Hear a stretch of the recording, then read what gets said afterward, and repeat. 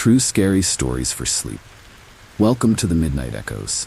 Before we dive into tonight's stories, I'd love to know, where are you watching from and what time is it there? Drop a comment below. It's always fascinating to see where our viewers are tuning in from. If you enjoy the stories, don't forget to like and subscribe to the channel. Now, let's get comfortable, unwind, and prepare for tonight's eerie adventures.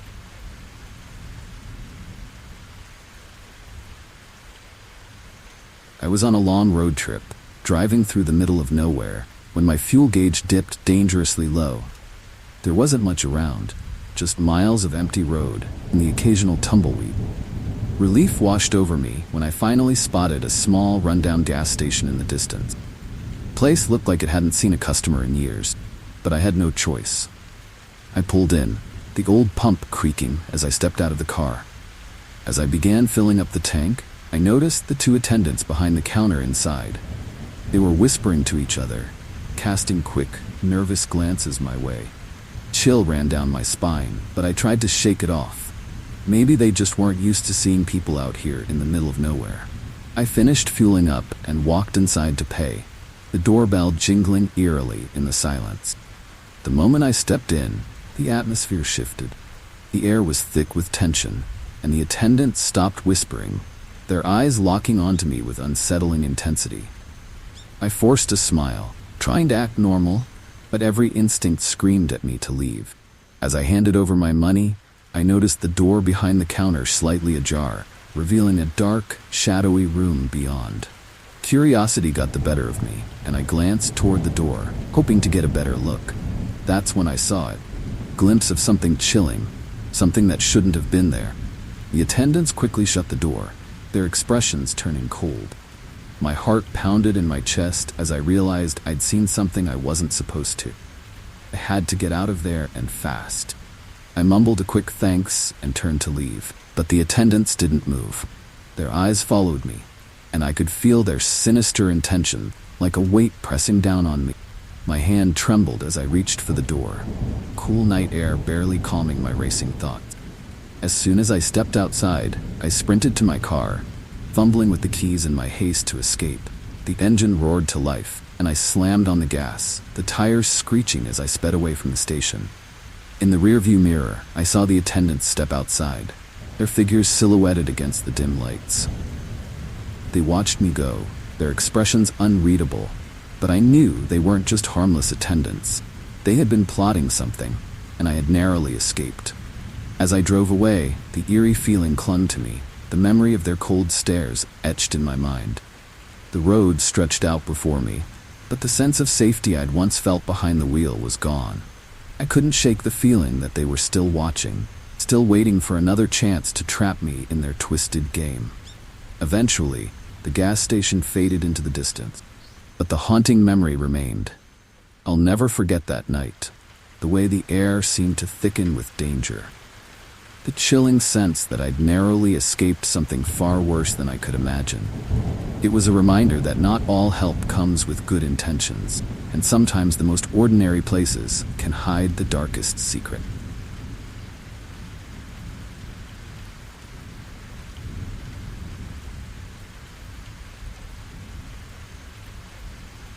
It had been a long day on the road, and all I wanted was a decent place to sleep. When I saw the flickering neon sign for a motel up ahead, I sighed with relief. The place looked run down, the kind of motel that hadn't been renovated in decades, but it was better than nothing. The clerk behind the counter barely looked up as I checked in, handing me a key with a number worn smooth from years of use. I was too tired to care. All I wanted was a bed. The hallway leading to my room was dimly lit, carpet frayed and stained. Every step seemed to echo unnervingly, and I couldn't shake the feeling that someone was watching me. When I finally reached my room, I quickly locked the door behind me, trying to push away the eerie sensation that had settled in my chest. The room was just as run down as the rest of the motel, faded wallpaper, a flickering light, and a bed that creaked ominously when I sat on it. Exhaustion tugged at me, but sleep didn't come easily. Every little noise seemed amplified. Creak of the floorboards, the faint rustling outside my door. My nerves were on edge, and I couldn't help but feel like I wasn't alone. When I finally drifted off, It wasn't long before I was jolted awake by the sound of footsteps in the hallway, heavy and deliberate. I held my breath, listening as the footsteps stopped outside my door. The handle rattled slightly, as if someone was testing it. My heart pounded in my chest, but I didn't move, didn't make a sound. Whoever, or whatever, was outside eventually moved on, footsteps fading into the distance. I let out a shaky breath. The sense of unease didn't leave. The next morning, I decided to check out early. As I was packing up, I noticed something odd. There were no other cars in the parking lot. It was as if I was the only guest in the entire motel. The clerk from the night before was gone, replaced by an older woman with a cold, distant stare. She barely acknowledged me as I handed over the key, and I couldn't shake the feeling that she knew something I didn't.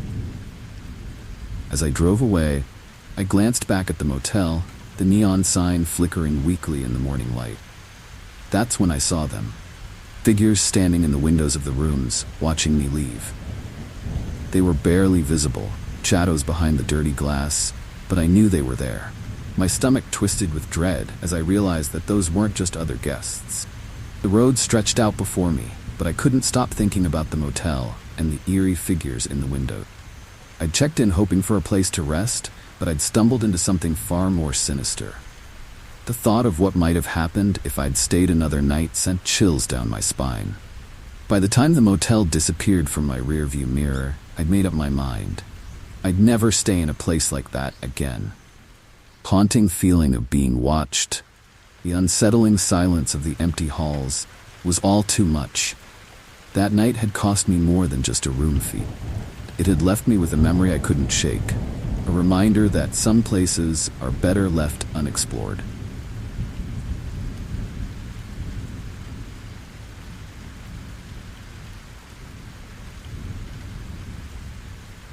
I'd been driving for hours, the desert stretching endlessly around me, and I spotted the small diner up ahead. The neon sign flickered weakly, casting an eerie glow over the dusty parking lot. I was starving, and the promise of a hot meal was too tempting to pass up, so I pulled in and parked. As I stepped inside, the bell over the door jingled, and a few heads turned my way. The place was nearly empty, just a handful of patrons scattered at the worn-out booths. Something felt off from the moment I walked in. The air was thick, almost stifling, and the other customers seemed to be watching me a little too closely. They were all older, their clothes outdated, their expressions unreadable. I tried to ignore it, sliding into a booth and picking up the sticky menu. The waitress appeared out of nowhere, her smile too wide, too forced, as she asked what I wanted. I ordered a simple meal, but the unease never left. The other patrons kept glancing my way, whispering to each other in low voices. The sound of their murmurs made my skin crawl. I couldn't quite make out what they were saying. I kept telling myself it was just a small-town diner, that people were curious about outsiders, but deep down, I knew there was more to it than that. When the food arrived, I couldn't bring myself to eat it. The smell was off, the eggs too rubbery, the coffee too bitter. My stomach churned as I pushed the plate away, and that's when I noticed it. There was no sound outside. No cars, no wind, just an eerie silence that pressed in from all sides. It was as if the diner was the only place left in the world. I decided to leave, but when I got up to pay, the cashier, a man with hollow eyes and a slow, deliberate voice, refused my money. "Stay a while," he said, his words dripping with something I couldn't quite place. My heart raced as I backed away, suddenly desperate to get out of there. The other customers were watching me again, their eyes narrowing as if they knew something I didn't. I rushed to the door, but when I stepped outside, town was gone. The diner stood alone, surrounded by nothing but the endless desert. Panic surged through me as I realized there was no way out. The road I'd driven in on had vanished, and the horizon stretched on forever, barren and lifeless. That's when they started to come outside, patrons from the diner, their faces twisted into something unrecognizable. They moved slowly, deliberately, like predators closing in on their prey. I fumbled with my keys, my hands shaking as I tried to unlock the car. The air was thick with tension, the silence deafening as they drew closer. Finally, I managed to start the car, the engine roaring to life as I peeled out of the parking lot. But the diner never disappeared from my rearview mirror. It stayed there, looming on the horizon no matter how far I drove. Road stretched endlessly before me, but I couldn't escape the haunting presence of that diner or the eerie figures that still watched from its windows. I've never spoken of what happened that night, but the memory lingers. Constant reminder of the chilling emptiness of that deserted diner. Some places, I've learned, are meant to trap you, and once they have you, they never let go.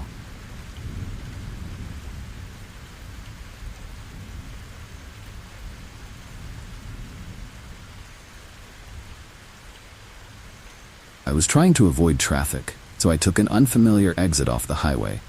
The GPS had been acting up all day, so I figured a detour through some quiet back roads might be the quickest way around the jam. At first, the route seemed perfect. Empty roads, peaceful scenery, and not a single car in sight.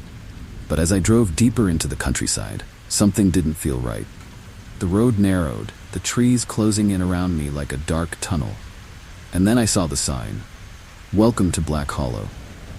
Town appeared out of nowhere, a cluster of old buildings huddled together beneath a gray sky. It felt deserted, the streets empty and the windows dark. I slowed down, peering through the windshield at the worn-out storefronts and crumbling houses. There wasn't a soul in sight, and yet I couldn't shake the feeling that I was being watched. My instincts told me to turn back. Curiosity got the better of me, so I pressed on. The further I drove, the worse the feeling got. The town seemed frozen in time, like a relic from the past. The air was thick with an eerie stillness, broken only by the creak of old signs swaying in the wind. I glanced down at my phone, hoping for some signal. The screen was blank. No bars, no GPS, nothing. That's when I noticed my car was slowing down, despite my foot pressing firmly on the gas. Panic set in as the engine sputtered and died, leaving me stranded in the middle of this ghost town. I tried to restart it, but the engine just wheezed and clicked, refusing to turn over. I was stuck. As I sat there, trying to figure out what to do, I caught movement out of the corner of my eye. A figure stood at the end of the street, just barely visible through the fog that had begun to roll in. The figure didn't move, didn't approach, just watched me. My heart pounded as I realized there were more of them, stepping out of the shadows, their faces hidden beneath wide-brimmed hats and hooded cloaks. They gathered silently, their presence suffocating as they formed a circle around my car. There was no way out, no escape. I locked the doors, my hands trembling as I tried to think of a plan. The townspeople, or whatever they were, began to close in, their eyes gleaming with something dark and malevolent. I could hear their whispers now, soft and chilling, carried on the wind. They spoke of rituals, of sacrifices, things better left unknown. My mind raced as I searched for anything that could help me. But there was nothing, just the overwhelming fear that I was trapped. Desperate, I tried to make a run for it, but the moment I stepped out of the car, they were on me. Cold hands grabbed my arms, their grip like iron, as they dragged me toward the town square. The air grew colder, fog thicker, and the shadows longer, as they led me to a weathered stone altar in the center of the square. I struggled, but it was no use. Their whispers filled my ears, a haunting chorus of ancient words. Just as I thought it was over, a flash of lightning split the sky, and the townspeople froze. In that brief moment of confusion, I broke free, stumbling away from the altar and back to my car.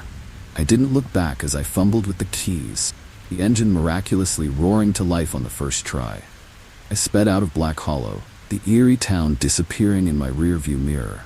I've never been able to find that exit again, and I've never spoken of what happened.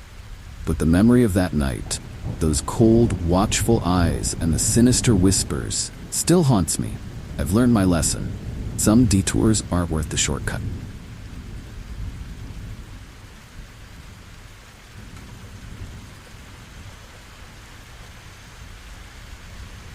It was getting late, and I'd been driving for hours when I decided to pull over at a rest stop deep in the woods.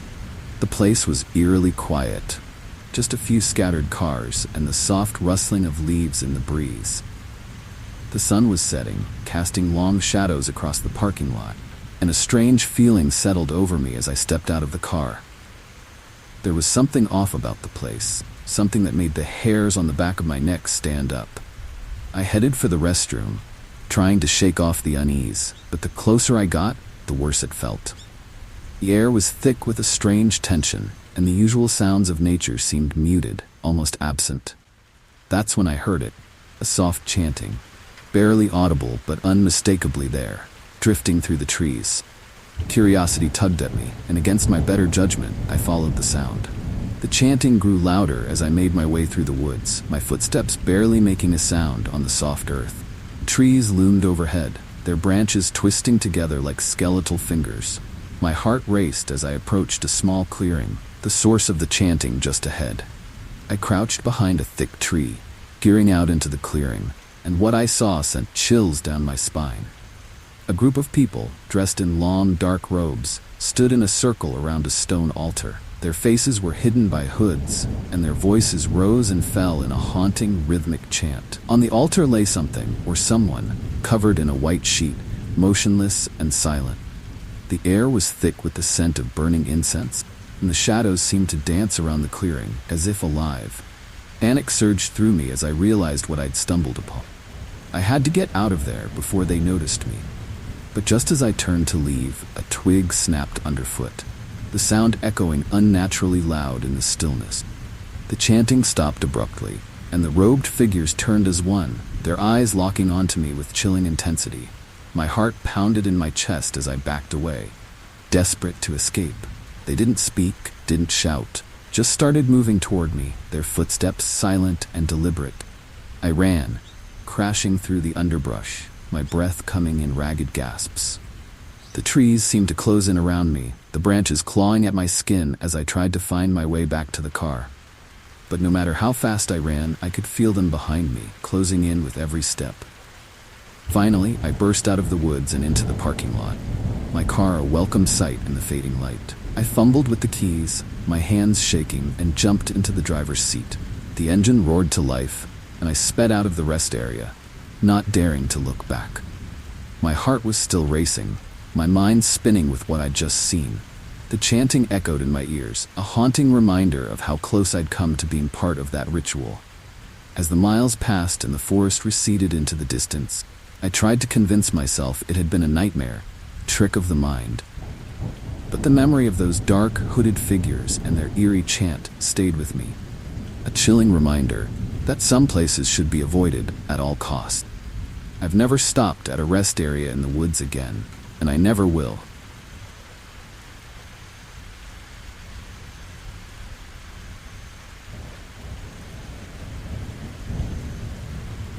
It was a lonely stretch of road, the kind where you could drive for miles without seeing another car. The sun was setting, casting a golden glow over the landscape, and I was starting to feel the fatigue of a long day on the road. That's when I saw him, a hitchhiker, standing by the side of the road, his thumb outstretched, and a worn backpack slung over his shoulder. Something about him made me hesitate, but the road was empty, and I felt a pang of guilt at the thought of leaving him there. I slowed down, rolling down the window as I pulled up beside him. He was a tall, gaunt man, his clothes dusty and his face hidden beneath the brim of a wide hat. He looked up as I approached, and for a moment I thought I saw something in his eyes, something dark and unsettling. But he smiled, friendly enough smile, and I found myself unlocking the door. He slid into the passenger seat with a quiet, "Thanks," and we set off down the road. At first, the conversation was normal enough, where he was headed, where I was coming from, but there was something off about the way he spoke, a strange cadence to his words that made my skin crawl. He seemed to know things he shouldn't, little details about me that I hadn't mentioned. The more he talked, the more uneasy I felt. As the miles passed, the sun dipped below the horizon, and the road ahead grew darker. The hitchhiker's tone shifted, his questions becoming more personal, more probing. He asked about my family, my job, things that made me uncomfortable. I tried to steer the conversation back to safer topics, but he kept circling back, his gaze never leaving me. It wasn't long before I started to feel trapped. The road stretched endlessly ahead, and my mind raced with thoughts of how to get out of this situation. I glanced at the hitchhiker out of the corner of my eye, trying to gauge his intentions, but his expression was unreadable. The friendly smile had faded, replaced by something colder, more calculating. Then, he said something that made my blood run cold. He mentioned a detail about my life that I hadn't told him, something only someone close to me would know. My heart pounded in my chest as I realized this wasn't just a chance encounter. He knew who I was, and he had a reason for being here. Panic surged through me, but I forced myself to stay calm. I knew I had to get him out of the car, but I didn't want to provoke him. So I played along, pretending everything was fine, while my mind raced with escape plan. Finally, I saw a gas station up ahead, a small, dimly lit place that felt like a lifeline. I pulled in, making up an excuse about needing to fill up, and he nodded, his eyes never leaving me. As soon as I stopped the car, I made my move. I jumped out, pretending to head toward the pump, but instead, I ran inside the gas station, my heart pounding in my chest. The attendant looked up in surprise, and I quickly explained the situation. He nodded grimly and reached for the phone, while I watched through the window as the hitchhiker sat in the car, his face expressionless. By the time the police arrived, the hitchhiker was gone. He'd left the car without a trace, disappearing into the night as if he'd never been there. Police searched the area, but they found nothing. No sign of him. No clues as to who he was or what he wanted. But I knew the truth. He hadn't just been a hitchhiker. He'd known too much, and he'd had a plan. To this day, I still don't know what his intentions were, but the memory of that night haunts me. I've never picked up another hitchhiker since, and I always keep my doors locked when I'm on the road. You never know who you might meet out there, or what they might be hiding.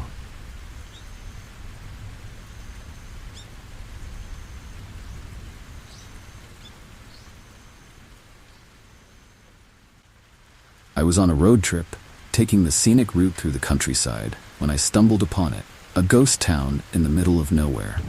The sign on the outskirts read, "Welcome to Hollow Creek," but it looked like no one had lived there in decades. The buildings were old and crumbling, the streets overgrown with weeds.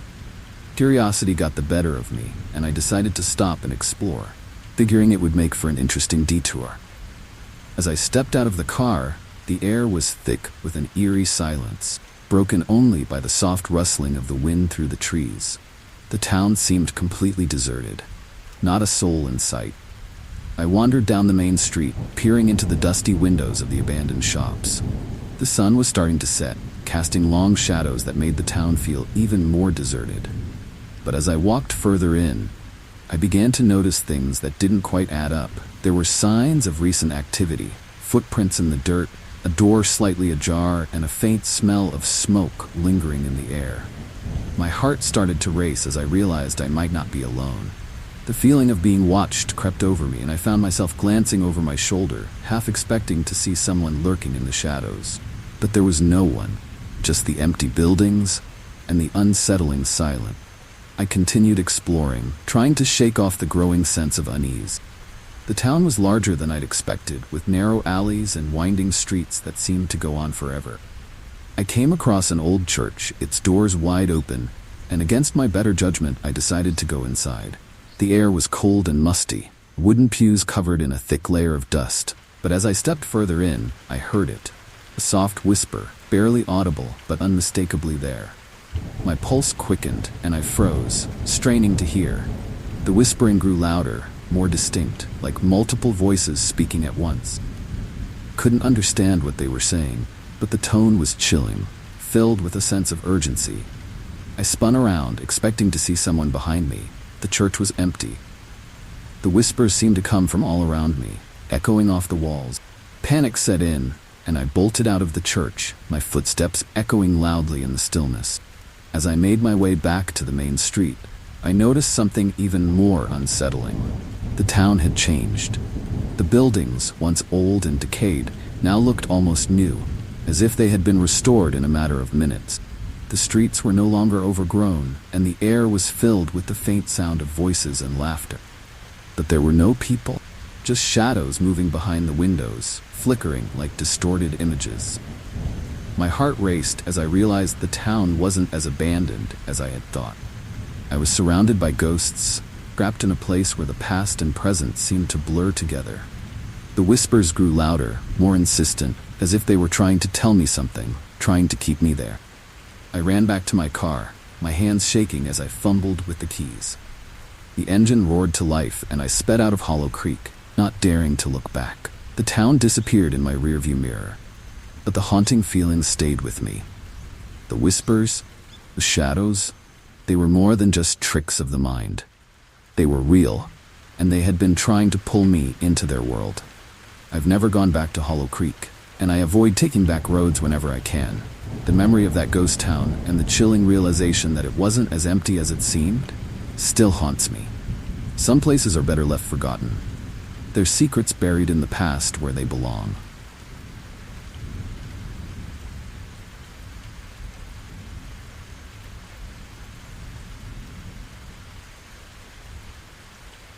I was exhausted from hours of driving, so when I saw a rest area near a dense forest, I decided to pull over and stretch my legs. The place was quiet, almost too quiet, with just a few other cars parked and the thick trees looming overhead. Air was cool and fresh, a welcome break from the stuffy confines of my car. I stepped out and walked toward the edge of the forest, drawn by the sound of rustling leaves. But as I got closer, the atmosphere changed. The rustling wasn't just the wind, it was rhythmic, deliberate. My footsteps faltered as I strained to listen, and that's when I heard it. Low voices chanting in a language I couldn't understand. My heart skipped a beat, and I quickly ducked behind a tree, peering into the woods. There, in a small clearing, was a group of people dressed in dark robes, gathered around a makeshift altar.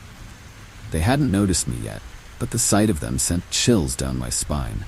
The air was thick with a sense of foreboding, and the longer I watched, the more certain I became that whatever they were doing wasn't just some harmless ritual. My instincts screamed at me to get out of there, but I couldn't look away. Chanting grew louder, more intense, and I could feel the power in their words, a chilling energy that seemed to pulse through the trees. Just as I was about to turn and leave, one of them looked up. Our eyes met, and in that instant, I knew I was in danger. The chanting stopped abruptly, and the group turned as one to face me, their faces hidden in the shadows of their hoods. Panic surged through me, and I bolted back toward the parking lot, my heart pounding in my chest. The forest seemed to close in around me, the trees twisting and shifting as if trying to trap me. I could hear them behind me, their footsteps soft but relentless, closing the distance with terrifying speed. My mind raced as I tried to figure out what to do. My car was in sight, but the distance seemed impossibly far. Every step felt heavier, the ground shifting beneath my feet as if the forest itself was trying to stop me. The air was thick with the scent of earth and decay, and I could feel their presence growing closer. Finally, I burst out of the trees and into the parking lot, gasping for breath. I didn't dare look back as I fumbled with my keys, my hands shaking uncontrollably. The engine roared to life, and I floored the gas pedal, speeding out of the rest area as fast as I could. In the rearview mirror, I caught a glimpse of them standing at the edge of the forest, watching me leave. Their silhouettes were dark and menacing, and I knew they weren't just going to let me go. For miles, I couldn't shake the feeling that I was being followed. Every shadow on the road seemed to stretch too long, every tree twisted in unnatural ways. The memory of those dark figures and their haunting chant echoed in my mind, and I couldn't shake the fear they'd find me again. The forest had marked me, and I knew I would never be the same. I've avoided rest areas ever since, especially those near forests. The memory of that night still lingers, a chilling reminder of what I narrowly escaped. Some places hold secrets that are better left undisturbed, and I've learned to trust my instincts when they tell me to run.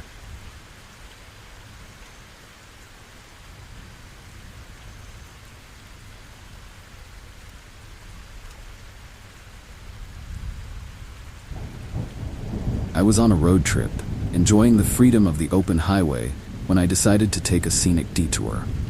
The main route had become monotonous, and I figured a drive through the countryside might be more interesting. The road I turned onto was narrow and winding, surrounded by tall trees that cast long shadows across the pavement. At first, it was peaceful, almost tranquil, but soon enough, that tranquility turned into something far more unsettling. As I drove, the road seemed to stretch on forever, twisting and turning without any signs of civilization. My GPS had lost signal, and there were no other cars in sight. The trees grew denser, their branches arching over the road like a dark tunnel. The air inside the car felt thick, heavy, and an eerie silence settled in. No birds, no wind, just the low hum of my engine and the endless stretch of road ahead. I tried to shake off the unease, telling myself it was just my imagination. But as the minutes turned into hours and the landscape never changed, panic began to set in. The road seemed to loop back on itself, the same trees, the same bends, over and over again. I checked my watch, but it was as if time had stopped. The sun remained low on the horizon, casting an eternal dusk over everything. I pulled over to try and get my bearings, but when I stepped out of the car, the air was cold, unnaturally so. Trees loomed overhead, their branches swaying ever so slightly, despite the lack of wind. The silence was deafening, and I couldn't shake the feeling that I was being watched. My heart raced as I looked around, trying to find any sign of where I was, but there was nothing, just the endless road and the darkening woods. Desperate, I got back in the car and continued driving, but no matter how far I went, the road never ended. The shadows grew longer, stretching across the pavement like claws, and strange shapes seemed to move in the corners of my vision. Every turn felt the same, every stretch of road identical to the last.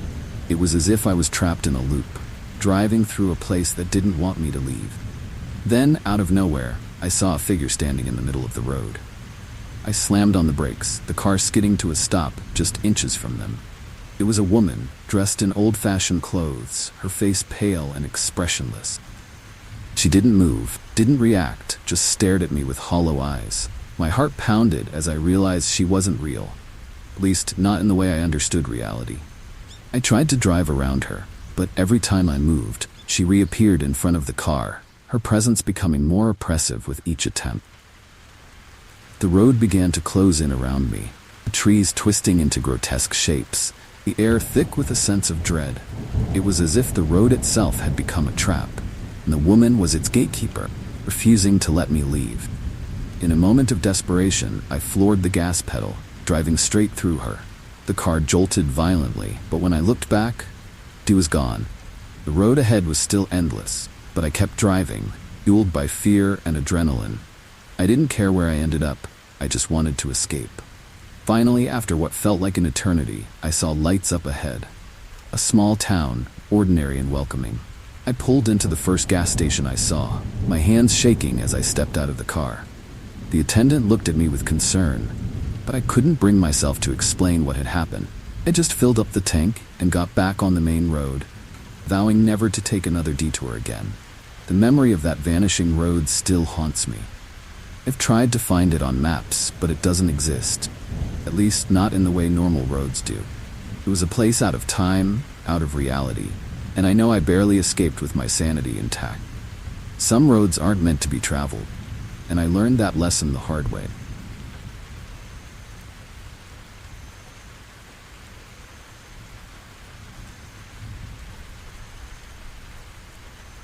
It was late, and I'd been driving for hours without a break. When I saw the sign for a rest stop up ahead, I decided it was time to pull over and stretch my legs. The place was isolated, just a small parking lot surrounded by dense trees and a few old picnic tables.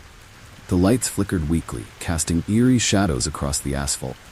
I parked my car and stepped out, breathing in the cool night air, but something about the place felt off.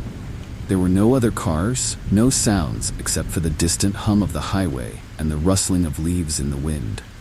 The silence was unsettling, and the shadows seemed to stretch too far, moving in ways that didn't make sense. I shook off the feeling, telling myself it was just my imagination, and headed for the restroom. The door creaked as I pushed it open, and the dim light inside did little to dispel the sense of unease. As I washed my hands, I heard a faint shuffling sound coming from one of the stalls. My heart skipped a beat, and I froze, listening intently. The sound came again, louder this time, followed by a low, raspy breath. I backed away slowly, my pulse racing, and hurried out of the restroom without looking back.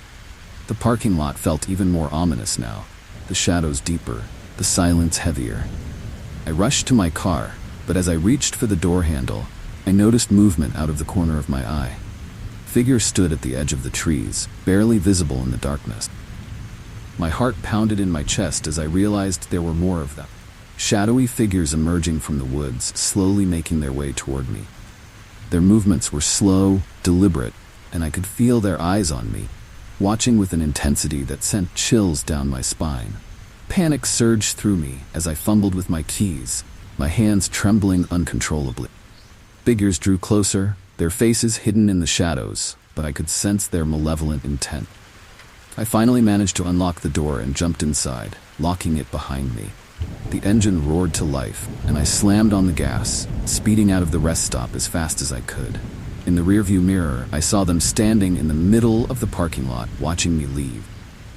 But as I drove away, I realized the road didn't look familiar. The signs, the landmarks, they were all wrong. It was as if I'd taken a wrong turn, but I knew I hadn't. The road stretched endlessly before me, and no matter how far I drove, couldn't find my way back to the highway. The shadows seemed to follow me, lurking just beyond the reach of my headlights. Hours passed, and the night grew darker, the silence more oppressive. I was completely lost, trapped on a road that shouldn't exist. The memory of those figures at the rest stop haunted me, their eerie presence lingering in my mind. I couldn't shake the feeling that they were still out there, waiting for me to stop again, waiting to finish what they'd started. Finally, I saw a sign up ahead, another rest stop, identical to the one I'd left behind. My heart sank as I realized I was back where I'd started. The same flickering lights, the same ominous trees, and the same chilling sense of being watched. I didn't dare stop this time. I kept driving, hoping that somehow I'd find my way out of this nightmare. But deep down, I knew the truth. I was trapped, caught in a loop that I couldn't escape. The last stop had become my only stop, a place where the shadows never left and the night never ended.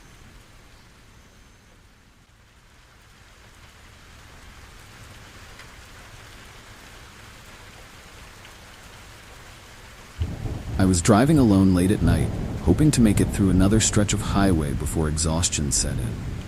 The road was eerily empty. The only sound was the hum of my engine and the occasional rustling of trees as the wind picked up. When I saw a sign for a rest stop a few miles ahead, I figured it was a good place to take a quick break. Little did I know, that stop would become a chilling memory I could never shake. The rest area was almost deserted, just a couple of dim lights flickering in the distance. As I parked, a wave of unease washed over me, but I brushed it off as fatigue. I stepped out, stretching my legs, and noticed a group of figures huddled near the edge of the lot, just barely visible in the shadows. Something about them felt wrong, too still, too silent. As I walked toward the restroom, I could feel their eyes on me. It wasn't just paranoia, there was a palpable tension in the air. I hurried inside, locking the door behind me. The eerie feeling persisted. Inside, the sound of dripping water echoed off the tiles, amplifying my growing fear. I couldn't shake the feeling that something terrible was about to happen. When I stepped back outside, the figures were gone. That didn't ease my nerves. My car felt like a sanctuary, and I quickly made my way back, ready to leave this place behind. As I reached for the door handle, I heard a soft, chilling whisper, too close for comfort. I spun around, but no one was there. Panic set in, and I fumbled with my keys. Just as I was about to get in the car, I noticed movement in my rearview mirror. The figures were back, and this time, they were closer, much closer. My heart raced as I realized they were surrounding me, blocking any chance of escape. The air grew heavy with dread, and I could see their sinister intentions in the way they moved, slowly closing in on me. With quick thinking, I dove into the driver's seat, slamming the door shut just in time. My hands shook as I started the engine. The figures were already at the windows, tapping in a slow, haunting rhythm. Their faces were obscured by the darkness, but I could feel their malevolence seeping through the glass. I threw the car into reverse, desperate to get away. The tires screeched as I backed out, narrowly missing one of them. They didn't chase me, but their eerie presence lingered in the air as I sped away. My heart pounded as I glanced in the mirror, watching them fade into the distance. Couldn't believe what had just happened. Had I really escaped? Even miles down the road, the fear clung to me like a second skin. I couldn't shake the feeling that they were still watching, waiting for another chance. Every shadow seemed to harbor a threat. Every noise a signal of their return. The rest of the drive was a blur, adrenaline fueling my need to get as far away as possible. When I finally reached a well-lit gas station, I parked under the bright lights and locked the doors, taking deep breaths to calm my racing heart. Chilling encounter replayed in my mind, each detail more haunting than the last. I knew I would never forget that rest stop, nor the sinister figures that almost claimed me. Now, whenever I pass a sign for a rest area, I think twice before stopping. The memory of that night remains vivid. Constant reminder of how quickly a peaceful drive can turn into a nightmare. It's a story I rarely tell. The fear it left behind never truly fades.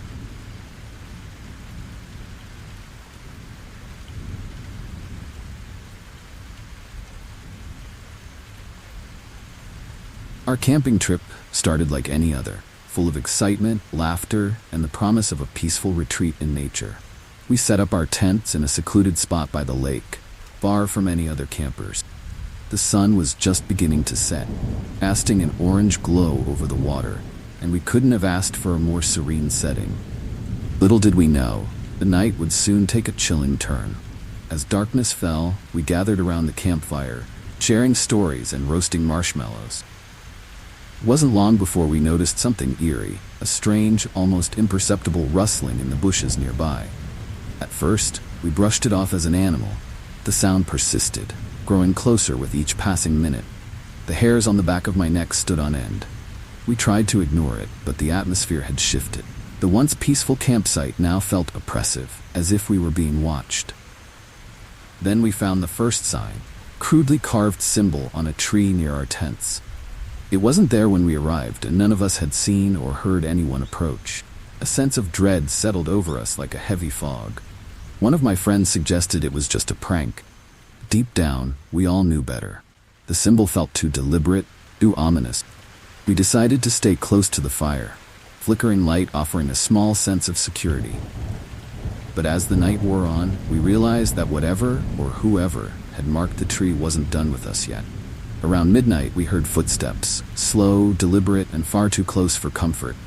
We froze, barely daring to breathe. Footsteps circled our campsite, but no one could see who or what was making them. It was as if the darkness itself had come alive, taunting us with its haunting presence. Our nerves were frayed, and the night seemed to stretch on forever. Unable to bear the tension any longer, one of my friends called out into the darkness, demanding whoever it was to show themselves. The only response was silence, thick, suffocating silence. Then, without warning, our fire was extinguished, plunging us into complete darkness. Panic set in as we scrambled to relight it, our hands shaking with fear. When the fire finally flickered back to life, we were met with another horrifying sight. More symbols had been carved into the trees around us, and this time they were accompanied by small, eerie totems hanging from the branches. It was clear that we were being stalked, toyed with, and the realization chilled us to the bone. We made the decision to leave, but as we packed up, footsteps returned, louder and more insistent. Felt like a race against time, the darkness pressing in on us from all sides. Every snap of a twig, every rustle of leaves sent our hearts racing. We couldn't shake the feeling that we were being hunted. Escape seemed less and less likely. Finally, we made a break for it, abandoning what we couldn't carry and rushing to our cars. The drive back to civilization was tense. Every shadow along the road a reminder of the terror we just endured. We didn't stop until we reached the safety of a gas station, where the bright lights felt like a lifeline in the night. Even now, the memory of that night haunts us. We've never been able to explain what happened, and none of us have returned to that campsite. The experience left a lasting mark, a reminder that nature can be as eerie and unforgiving as it is beautiful. Sometimes, the woods hold secrets that are better left undisturbed.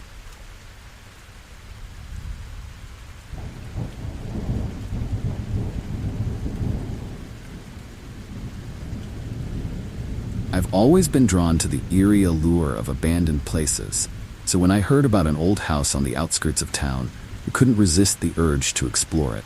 It was rumored to have been empty for decades, forgotten by time, and left to decay. But as I stepped onto the creaking porch, I couldn't shake the feeling that I wasn't the first to visit, and that something still lingered inside. The front door was slightly ajar, as if inviting me in. I pushed it open, the hinges groaning in protest, and was immediately hit by a wave of musty air. The house was dark, the only light filtering through cracked windows covered in grime. Dust danced in the faint beams, giving the place an almost ethereal, haunted quality. It was exactly what I had hoped for, until I noticed the footprints. They were faint but unmistakable, leading deeper into the house. My curiosity battled with a growing sense of unease as I followed them, each step echoing in the silence. Floors creaked underfoot, and the shadows seemed to shift in the corners of my vision. I told myself it was just my imagination, but deep down, I knew something wasn't right.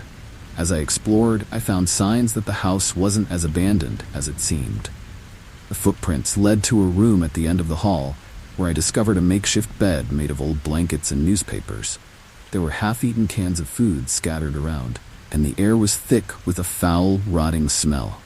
Someone or something had been living here, and it clearly didn't want to be found. Just as I was about to leave, I heard a sound that made my blood run cold. A soft, eerie shuffling from the floor above. My heart pounded in my chest as I looked up, straining to hear more. The sound grew louder, closer, as if whatever was up there was aware of my presence. I knew I should leave, but I was rooted to the spot, frozen by fear and curiosity. Suddenly, the shuffling stopped, replaced by a deafening silence that pressed down on me from all sides. I held my breath, waiting for whatever was coming next. Then, out of nowhere, a chilling whisper echoed through the hall, a voice that didn't belong to anyone I could see. It sent a shiver down my spine. I finally snapped out of my paralysis. I bolted for the door, my footsteps echoing through the empty house as I fled. The walls seemed to close in on me, and I could feel eyes on my back, watching, waiting. Just as I reached the front door, it slammed shut in front of me with a force that rattled the entire house. Panic set in, and I fumbled with the handle, desperate to get out. When I finally burst through the door, I didn't stop running until I was safely back in my car. My hands trembled as I started the engine, the house looming in my rearview mirror like a haunting reminder of what I had just escaped. As I drove away, I could have sworn I saw a figure standing in one of the upstairs windows, watching me leave. That night, I couldn't sleep. Every time I closed my eyes, I saw the dark, empty halls of the house, heard the whispers in the walls. I knew I would never return, but the memory of that day stays with me, haunting my thoughts whenever I pass by an abandoned building. Some places I've learned are better left unexplored.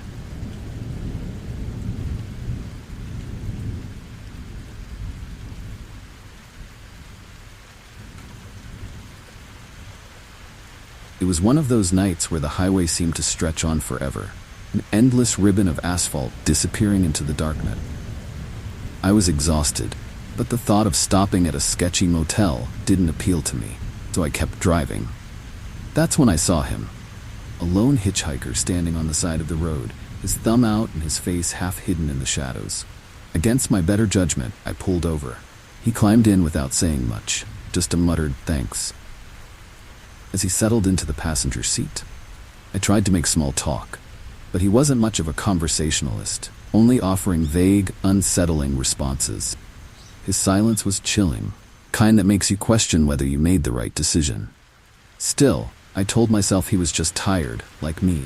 I pushed my unease aside. As we drove, I noticed little things that didn't add up. His clothes were dirty, but didn't seem worn. His shoes barely scuffed despite his supposed long trek. And then there was the way he kept glancing at me from the corner of his eye, as if sizing me up. The eerie tension in the car grew with each passing mile, and I began to regret picking him up.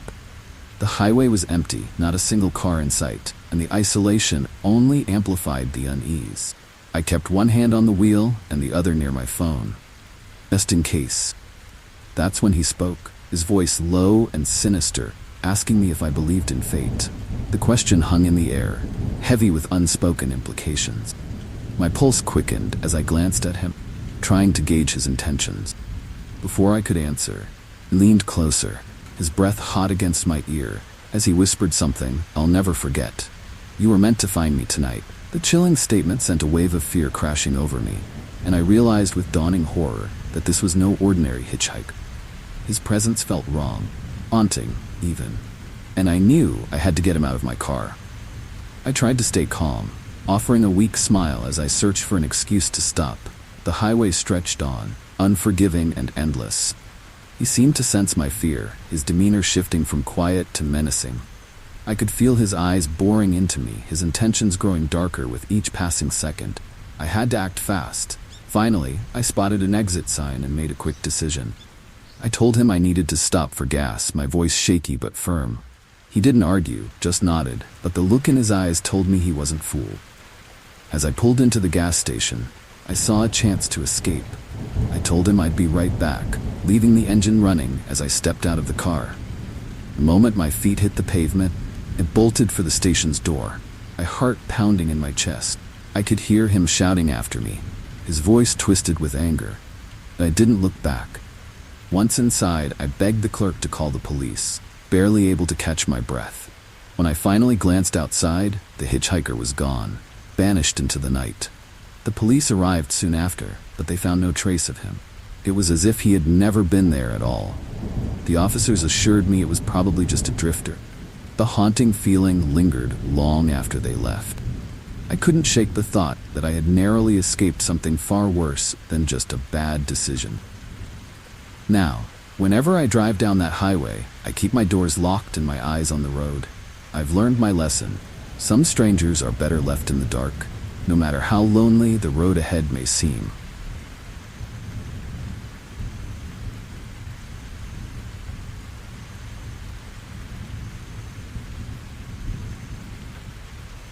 We were a family that loved the outdoors, always eager for a new adventure.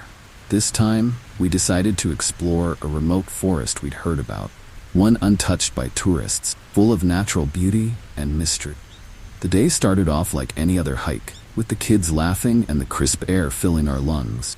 But as we ventured deeper into the woods, the atmosphere began to change, taking on an eerie stillness that set my nerves on edge. It was when we stumbled upon the strange symbols carved into the trees that the unease truly set in. The markings were ancient, etched deep into the bark, and seemed to follow a pattern we couldn't decipher. My husband joked that it was just a local prank, but I couldn't shake the feeling that these symbols were a warning, one we didn't understand. As the sun dipped below the horizon, casting long shadows across the forest floor, the sense of dread grew stronger. The woods, once so inviting, now felt oppressive, as if they were watching us. Sounds of nature, the chirping birds, the rustling leaves, faded into an eerie silence. Even the kids, usually so full of energy, were subdued, sensing the change in the air. We decided to head back, but as we retraced our steps, the path seemed unfamiliar. The trail we had followed so confidently earlier in the day now twisted and turned in ways that didn't make sense. Panic began to creep in as we realized we were lost. The woods, once a place of beauty, had become a labyrinth of shadows, trapping us within its haunting embrace. Nightfall came quickly, wrapping the forest in darkness. We tried to stay calm, using our flashlights to navigate, but the beams only illuminated more of the unsettling symbols, now glowing faintly in the dark.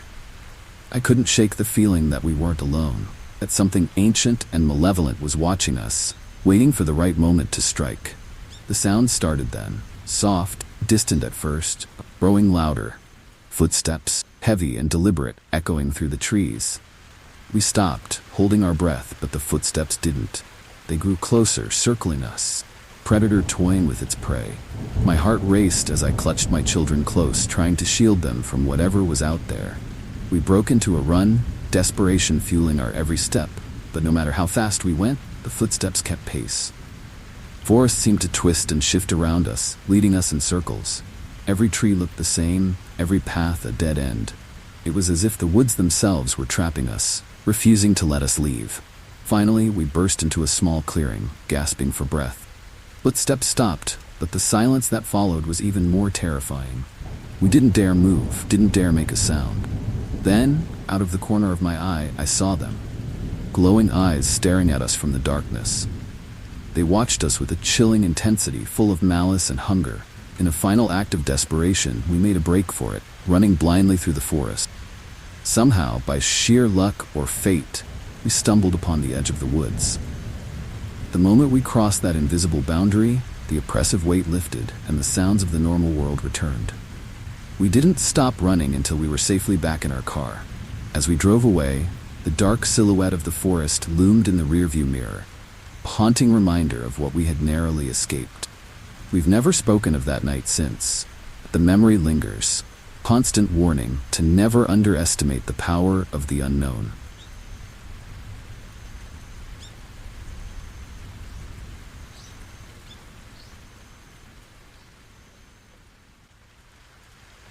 We were excited for our weekend getaway, a remote Airbnb nestled in the woods, perfect for some peace and quiet.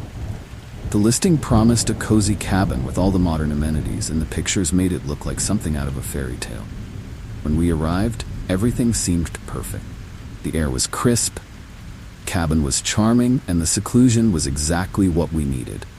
But that feeling didn't last long. The first night, we noticed something odd. There was a slight hum coming from somewhere in the house, a sound too low to pinpoint. First, we thought it might be the pipes or the old wiring, but as the night went on, it became more unnerving. Every time we tried to sleep, the hum seemed to grow louder, almost as if it was coming from the walls themselves. By the second day, we had mostly dismissed it as the quirks of an old house. We spent the day hiking and enjoying the outdoors, trying to relax. But that evening, as we were settling in for the night, we made a chilling discovery. Hidden behind a decorative vent in the living room, we found a small camera, pointed directly at where we had been sitting. Suddenly, the hum from the night before didn't feel so innocent. A sense of dread washed over us as we realized that we might not be as alone as we thought. We began searching the cabin, and what we found confirmed our worst fears. There were more cameras, tiny, almost imperceptible, hidden throughout the house. In the kitchen, the bathroom, even the bedroom. Felt like our every move had been watched since we arrived. Panic set in as we tried to decide what to do. The thought of confronting the owners crossed our minds, but we had no idea who they really were or what their intentions might be. Every creak of the floor, every rustle of the wind outside seemed to carry a new threat. We packed our bags as quickly as possible, deciding to leave immediately. Just as we were about to step out the door, we heard a car pull up outside. Our hearts raced as we peeked through the window, spotting a figure stepping out. It wasn't just a random visitor. It was the owner, and they weren't alone. Two more figures emerged from the car, their faces obscured by the shadows. The fear became suffocating. We had no choice but to hide. We retreated to the bedroom, locking the door behind us and trying to stay silent. Through the thin walls, we could hear them enter the house, their footsteps echoing ominously through the cabin. They spoke in low voices, but we couldn't make out what they were saying. All we knew was that they were looking for something, or someone. Minutes felt like hours as we waited, terrified of what might happen next. The footsteps grew closer, then stopped right outside the bedroom door. We held our breath, listening to the sound of the doorknob turning.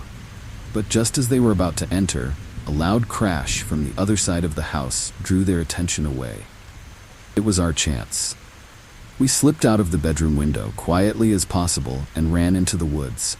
The darkness swallowed us, but we didn't stop until we were far from the cabin, out of breath and shaking with fear.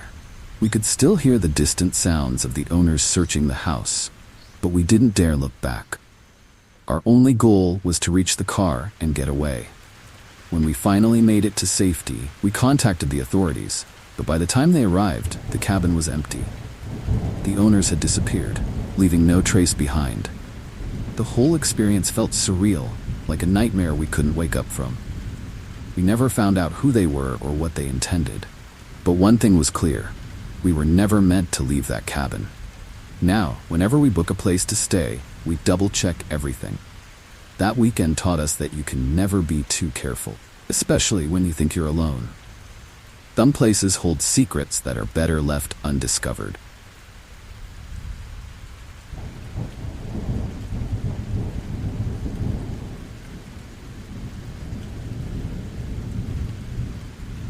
I boarded the train late at night, expecting nothing more than a quiet ride to my destination.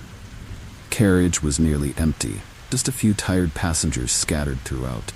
The hum of the engine and the gentle rocking of the train were almost soothing as I settled into my seat, letting the darkness outside blur into the background. But as the journey continued, something felt off, a chilling sense of wrongness that I couldn't shake. First was subtle. Train seemed to be moving slower than it should, the lights flickering now and then. I tried to brush it off, thinking it was just my imagination playing tricks on me. But when I glanced at the time, I realized we should have passed several stations by now. Yet, there were no signs of stopping, just an endless track stretching into the unknown. The other passengers seemed just as uneasy, casting nervous glances around the carriage. One by one, they began to leave their seats, moving toward the doors, as if trying to find a way off. But every time they reached for the handle, doors wouldn't budge, trapping us inside. The realization hit me like a cold wave. This train wasn't going where it was supposed to. We were trapped on a ride to nowhere. As the minutes turned into hours, the atmosphere grew more oppressive. The lights flickered more frequently, casting eerie shadows across the faces of the passengers. Sound of the engine became distorted, almost like a low, haunting wail. It felt like the train was alive, feeding on our fear, taking us deeper into the darkness with no hope of escape. I tried to speak to the conductor. The compartment was empty, as if he had vanished into thin air. The intercom crackled. No announcements came through, just a chilling static that seemed to echo the dread building inside me. The other passengers huddled together, whispering in panicked tones, but no one had any answers. We were all in the same terrifying limbo. Then, something even stranger happened.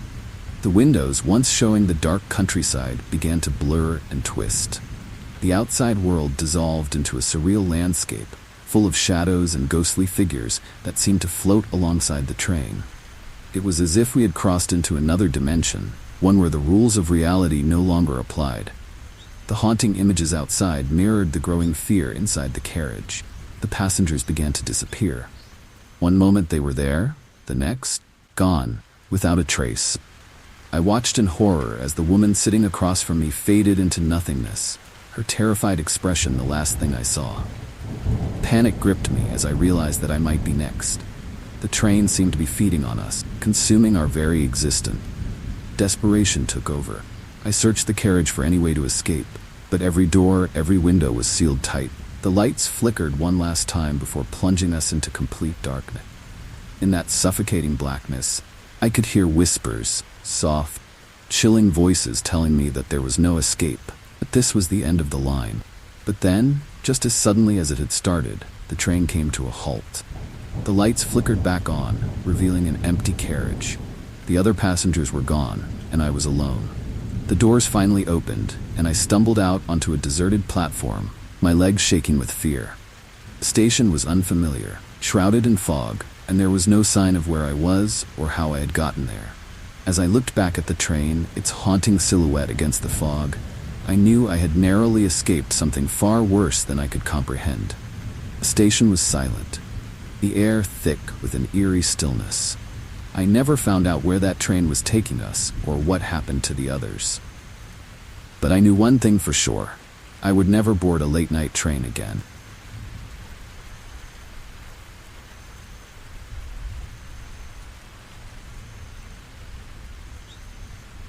Our luxury cruise started like a dream. Blue skies, calm seas, and the promise of a relaxing getaway. The ship was massive, filled with every amenity you could imagine, and we couldn't wait to enjoy it all. But from the very first night, something felt off. The air in our cabin seemed colder than it should be, and there was an eerie silence that lingered in the hallways, even with hundreds of passengers aboard. The first strange incident happened on our second day. We were lounging by the pool when we noticed one of the deck chairs slowly moving on its own, sliding across the deck as if someone invisible had pushed it. We laughed it off, blaming the wind, but there was no breeze that day. The unsettling feeling grew stronger, and we began to notice more odd occurrences. Lights flickering, strange shadows in the corners of our vision, and doors creaking open and shut. No one around. At night, the ship took on a haunting quality. The gentle rocking of the ocean, once soothing, now felt ominous, as if something was lurking just beneath the surface. I'd wake up in the middle of the night to hear faint whispers, though no one was in the room.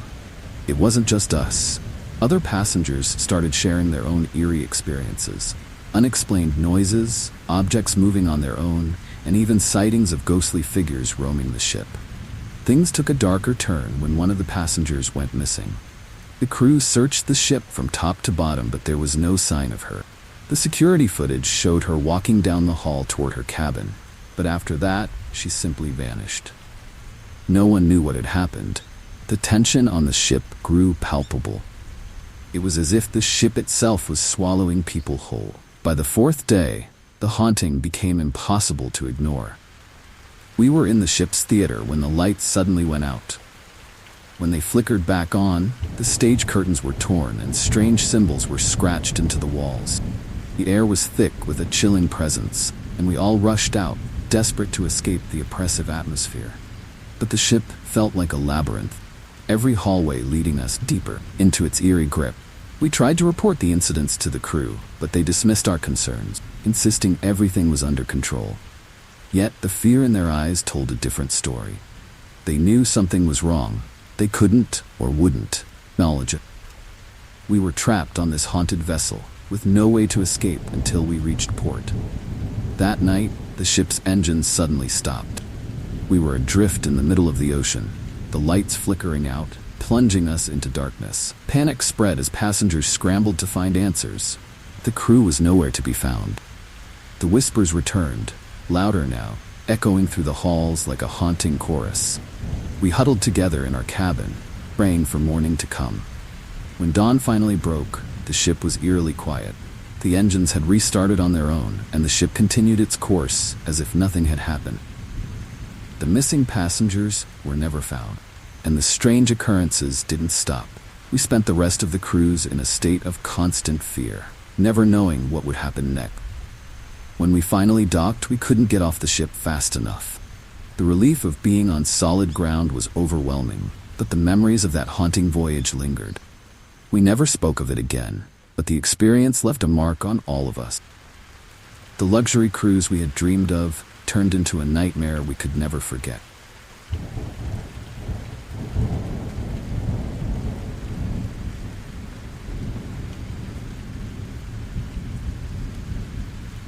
I arrived at the historic hotel late in the evening, weary from a long day of travel. The lobby was grand, filled with old-world charm, and the receptionist greeted me with a warm smile. But as she handed me the key to my room, I noticed a fleeting hesitation in her eyes. She mentioned that the room hadn't been occupied in decades, but she assured me everything was in order. I should have known that was my first warning. The elevator creaked as it ascended to the top floor, and when the doors opened, I stepped into a dimly lit hallway that seemed frozen in time. Faded wallpaper and antique furniture lined the corridor, and my footsteps echoed unnervingly as I made my way to the room. The number 713 was engraved on the door in tarnished brass, and as I unlocked it, the door swung open with a low, chilling groan. The room itself was beautifully preserved, a relic of a bygone era with its ornate bed, heavy drapes, and an old-fashioned vanity. But the air was thick with a cold, musty scent, and the silence felt unnatural, too heavy, too eerie. As I unpacked, I couldn't shake the feeling that I was being watched, as if the room itself was aware of my presence. That night, sleep was elusive. I tossed and turned, my unease growing with every creak of the floorboards and rustle of the curtains. Just as I was about to drift off, a soft knock echoed from the door. I froze, my heart pounding in my chest. Who would be knocking at this hour? When I finally mustered the courage to check, the hallway was empty. Just the same dim lights and oppressive silence. I returned to bed, but the unease had morphed into a chilling fear. That's when I heard it. A faint, eerie whisper, so close it felt like it was right beside me. I bolted upright, scanning the room, but there was no one there. The shadows seemed to move on their own, shifting in ways that defied logic. I could feel a presence in the room, something cold and malevolent that wanted me gone. Desperation clawed at me as I tried to convince myself it was all in my head. But then the temperature dropped suddenly, and a dense, suffocating fog began to seep in from the corners of the room. My breath came out in visible puffs, and the once cozy bed now felt like a prison. The whispers grew louder, more insistent, until they were a cacophony of chilling voices that seemed to come from every direction.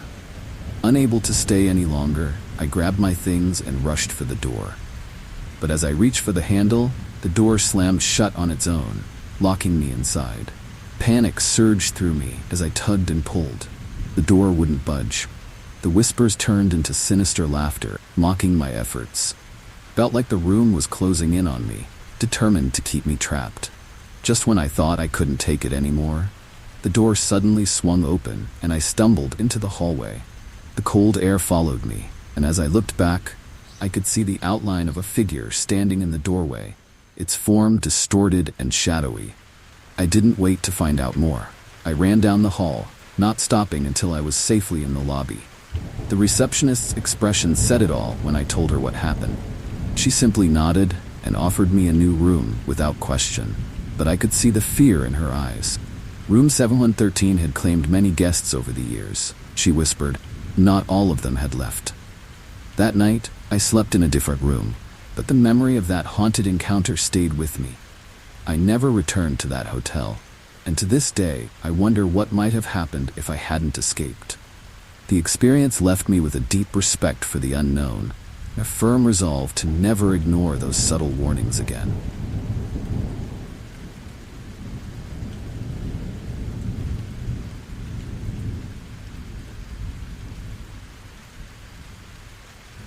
The open road stretched out before me, a solitary ribbon of asphalt cutting through the vast landscape. I was on a cross-country road trip, savoring the freedom of the journey, the miles passing beneath my tires. But somewhere along the way, I noticed it. Black SUV. It seemed to be following me. At first, I thought it was just a coincidence, but after an hour of the same vehicle tailing me, my nerves began to fray. I tried to shake it off, telling myself that the SUV was just heading in the same direction. But every time I changed lanes, they followed suit. When I sped up, they did too. The feeling of being watched, of being hunted, crept over me like a dark shadow. The highway that once felt liberating now seemed to close in around me, a trap from which I couldn't escape. As the miles dragged on, the situation grew more unnerving. I pulled off at a rest stop, hoping they'd continue on their way, but the SUV followed, parking a few spaces away. My heart pounded as I sat in my car, pretending to check my phone, all the while keeping an eye on the rearview mirror. The driver never got out, just sat there, their darkened windows concealing whatever sinister intentions they had. After a few minutes, I couldn't take it anymore. I started my car and pulled out, merging back onto the highway, my hands gripping the steering wheel with white-knuckled intensity. Sure enough, the SUV followed, maintaining a steady distance behind me. It was as if they were toying with me, letting me know they were there, always present, always watching. The unease turned into outright fear as I realized this wasn't going to stop. I considered calling the police, but out here in the middle of nowhere, I didn't even know where the nearest station was. My mind raced with worst-case scenarios, and every turn of the road seemed to lead me deeper into a nightmare. The SUV loomed large in my rearview mirror, haunting reminder that I wasn't alone. Desperation took over. I decided to confront them, pulling into a gas station and waiting in the car, watching as the SUV rolled in behind me. My heart raced as I stepped out, ready to face whoever was inside. But when I approached, the SUV suddenly sped off, tires screeching as it disappeared down the road. I was left standing there, shaken and bewildered. Relieved but still on edge, I filled up my tank and decided to take a different route, hoping to leave the stalker behind. For the next few hours, the road was blissfully empty, fear slowly fading. But just as I began to relax, I saw it again. Far in the distance, black SUV reappeared, closing in like a predator stalking its prey. Panic surged through me as I realized this wasn't over. I floored the gas pedal, pushing my car to its limits, but the SUV kept pace. The sun began to set, casting long shadows across the road, and the isolation became suffocating. There was no escape, no turning back, just the relentless pursuit of this unknown threat. Finally, as darkness fell, I spotted a small town up ahead, its lights twinkling like a beacon of hope. I sped into the town, weaving through the streets, praying the SUV would lose track of me. When I finally pulled into a crowded parking lot, I scanned the area, no sign of the black SUV. It was gone, as suddenly as it had appeared. I waited, watching the road for any sign of my stalker, but they never returned. Exhausted and shaken, I checked into a motel for the night, locking the door and double-checking the windows. Sleep didn't come easily, the fear still gnawing at me. Even after the trip was over, the memory of that highway stalker haunted me. Chilling reminder of how quickly a peaceful journey can turn into a nightmare.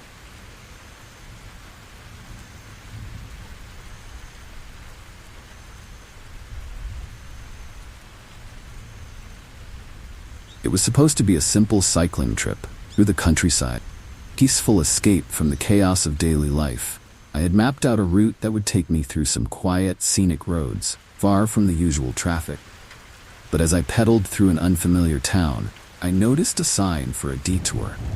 It promised a shortcut that would shave off a few miles, so I took it without a second thought. I wish I hadn't. The road quickly turned rough, narrowing into a gravel path that wound through dense woods. The sunlight struggled to filter through the trees, casting eerie shadows that danced in the corners of my vision. Farther I went, the more isolated I felt. The town had disappeared behind me, and there were no signs of life, just the oppressive silence of the forest. After what felt like hours, I came across a small, dilapidated village nestled in the trees. The buildings were old and crumbling, overgrown with vines, and the air was thick with a musty, decaying smell. There was something unsettling about the place, but I was too tired to turn back. I decided to stop and rest, hoping to find someone who could point me back to the main road. As I walked through the village, I noticed something strange. There were no people. The streets were deserted, the houses abandoned, yet I could feel eyes on me. The silence was oppressive, and every creak of the wood, every rustle of leaves made my heart race. The village felt like a trap, a place that had been forgotten by time, but was still very much alive with a chilling presence. I tried to leave, but the path out of the village seemed to twist and change with every step. No matter which direction I took, I ended up back in the same place, staring at the same decrepit buildings. Panic began to set in as I realized I was trapped in this eerie, forgotten town, with no way out and no one to help me. That's when I saw them, figures moving in the shadows, just out of sight. They were watching me, waiting for something. Their presence was suffocating, and I could feel their malice in the air. I started running, my bike forgotten as I tried to escape the village's haunting grip. But no matter how fast I went, the figures were always there, just behind me, their footsteps echoing mine. I stumbled into an old church, its doors hanging loosely on rusted hinges. Inside, the air was damp and cold, and the walls were covered in strange symbols. I could hear whispers all around me, though I was alone. The shadows in the corners seemed to move on their own, creeping closer as the whispers grew louder. I knew I had to get out. The figures were closing in, blocking every exit. With no other choice, I made a desperate dash for the door, bursting out into the night. The village was dark, the only light coming from the dim glow of the moon filtering through the trees. Figures were still following, their movements unnatural, their intentions clear. I grabbed my bike and pedaled as fast as I could, my legs burning with exhaustion, my heart pounding in my chest. Somehow, I found the road again, though I didn't know how. The village vanished behind me, swallowed by the darkness. I didn't stop until I reached the safety of the main highway, where the distant lights of civilization brought a wave of relief. I never looked back, not even once. To this day, I don't know what I stumbled into, but I've never taken a detour since. The memory of that eerie village and its haunting inhabitants still sends chills down my spine, a reminder that some shortcuts aren't worth the risk.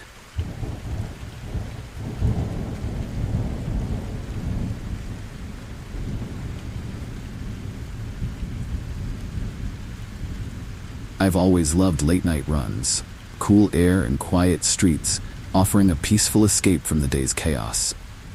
That night, I decided to jog across an old bridge on the outskirts of town, a place I'd heard whispers about but never visited. The bridge had a reputation for being haunted, with tales of ghostly figures and eerie occurrences. But I didn't believe in such thing, or at least I didn't until that night. As I approached the bridge, thick fog began to roll in, swirling around the arches like a ghostly veil. The structure itself was ancient, stone worn smooth by time and weather. The moonlight barely penetrated the fog, casting long, eerie shadows that seemed to shift and move as I jogged closer. The atmosphere was chilling, but I pushed forward, determined to complete my run.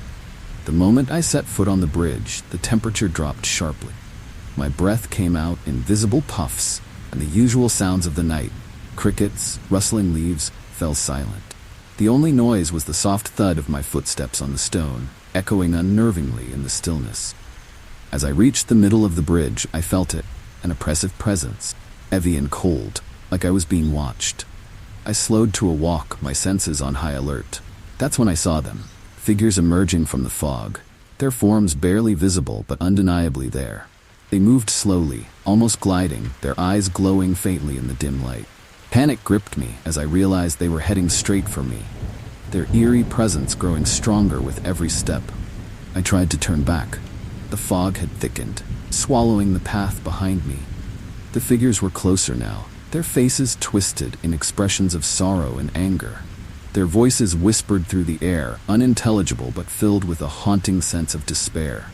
It felt like the bridge was alive, trapping me between its ancient stones and the spirits that haunted it. Desperate, I broke into a run, my feet pounding against the stone as I tried to outrun the figures. But no matter how fast I went, they were always there, just behind me. Their ghostly forms flickering in and out of the fog. The bridge seemed to stretch on forever, an endless path that offered no escape. My heart raced, my breath came in ragged gasps, and the fear became overwhelming. Suddenly, the fog parted, revealing the edge of the bridge up ahead. Hope surged through me, and I pushed myself harder, determined to reach the other side. But as I neared the end, one of the figures appeared directly in my path, blocking my way. Its hollow eyes stared into mine, and I felt a wave of icy terror wash over me. The air grew heavy, and my legs felt like lead as I struggled to keep moving. In a final act of desperation, I veered to the side, narrowly avoiding the figure as I sprinted off the bridge. The moment my feet touched solid ground, the oppressive presence lifted, and the fog began to dissipate. I collapsed on the road, gasping for breath, my heart still pounding from the terror I had just escaped. When I finally looked back, the bridge was shrouded in darkness, the figures gone as if they had never been there. But I knew what I had seen, and the memory of those ghostly forms still haunts me. I've never returned to that bridge, and I've never jogged at night again. Some places are better left undisturbed, their shadows hiding secrets that are too chilling to face.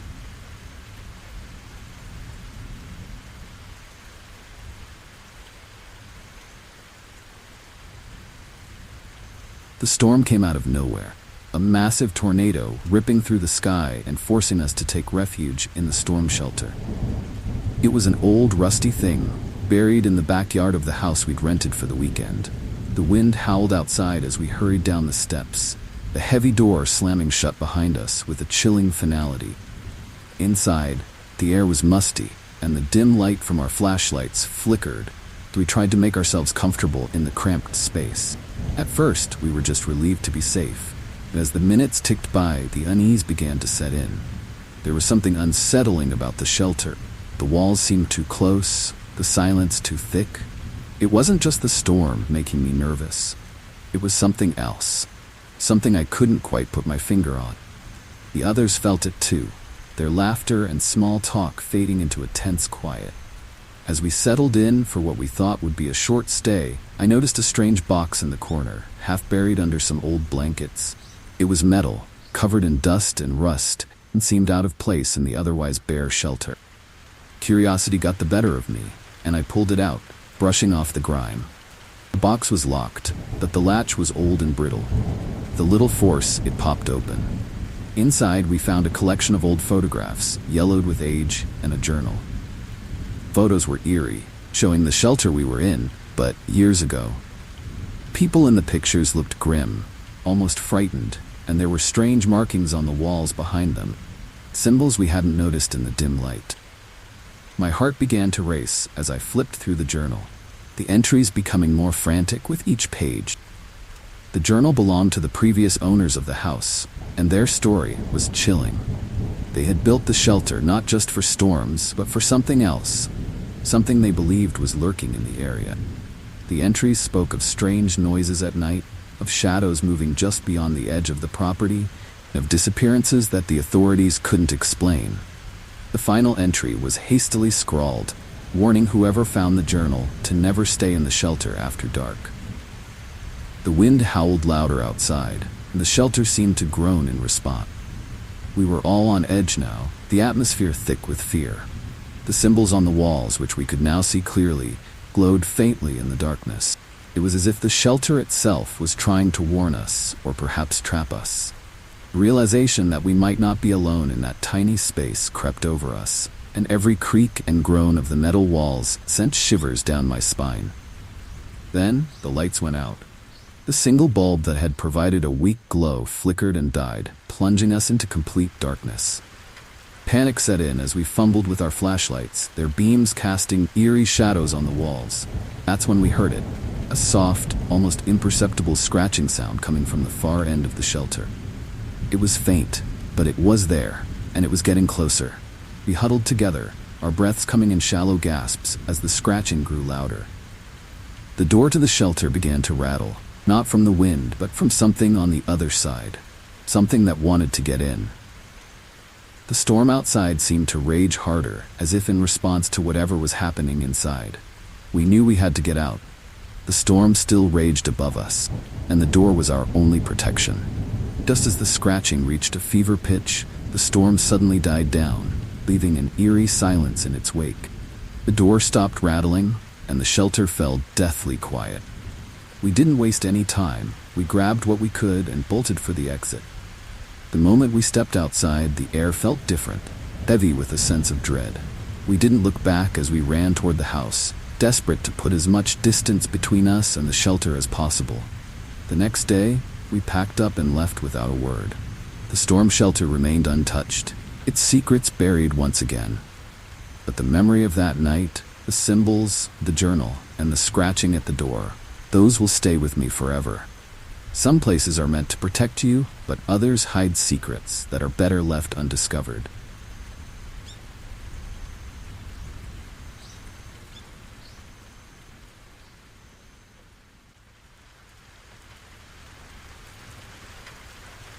The carnival seemed to appear out of nowhere. One day just a vacant lot, the next filled with flashing lights and the sounds of laughter. My partner and I decided to check it out, drawn by the bright colors and the smell of cotton candy in the air. Felt like stepping into another world, a place where reality bent and everything was just a little too perfect. But as night fell, that perfection turned eerie, and the carnival took on a chilling edge. At first, everything seemed normal. We played some games, ate too much junk food, and rode the Ferris wheel as the sun dipped below the horizon. But as darkness settled in, the atmosphere shifted. The laughter of the crowd grew hollow, and the shadows seemed to stretch too far, swallowing the light. The carnival workers, once friendly and cheerful, now wore unsettling grins that didn't quite reach their eyes. We decided to leave, but when we tried to find the exit, the path twisted and turned in ways that didn't make sense. The brightly lit signs that had welcomed us now pointed in every direction except out. Carnival, once full of people, was suddenly empty, the booths abandoned, and the rides creaking in the wind. Panic set in as we realized we were trapped in this eerie funhouse with no clear way out. The more we walked, the more the carnival seemed to change around us. The colorful tents and cheerful music faded, replaced by dark, twisted shapes and low, haunting melodies. The mirrors in the funhouse reflected distorted versions of ourselves, warped, grotesque, and grinning back at us with sinister intent. Every turn we took led us deeper into the nightmare, air growing thick with dread. Then we saw them, figures lurking in the shadows, just out of sight. At first we thought they were other carnival goers, lost like us. But as they drew closer, their forms became clearer, and the realization hit us. They weren't human. Their eyes glowed faintly in the darkness, and their movements were jerky, unnatural.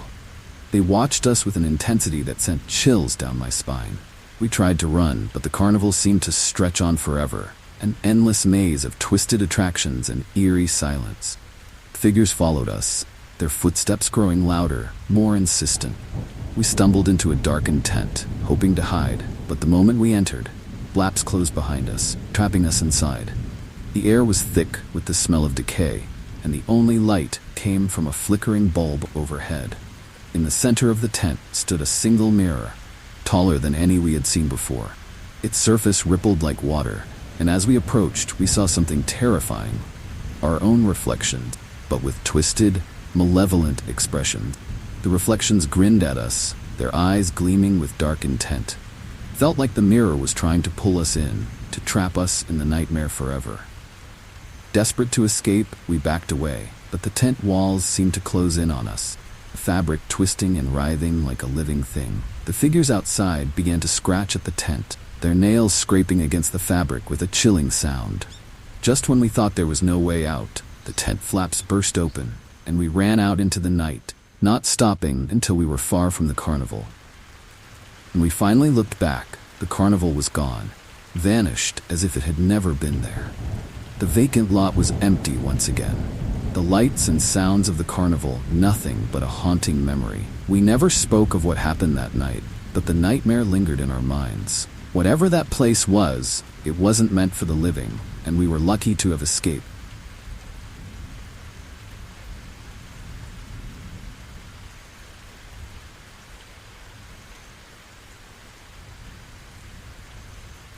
It was a late night, and I was the last passenger to board the ferry.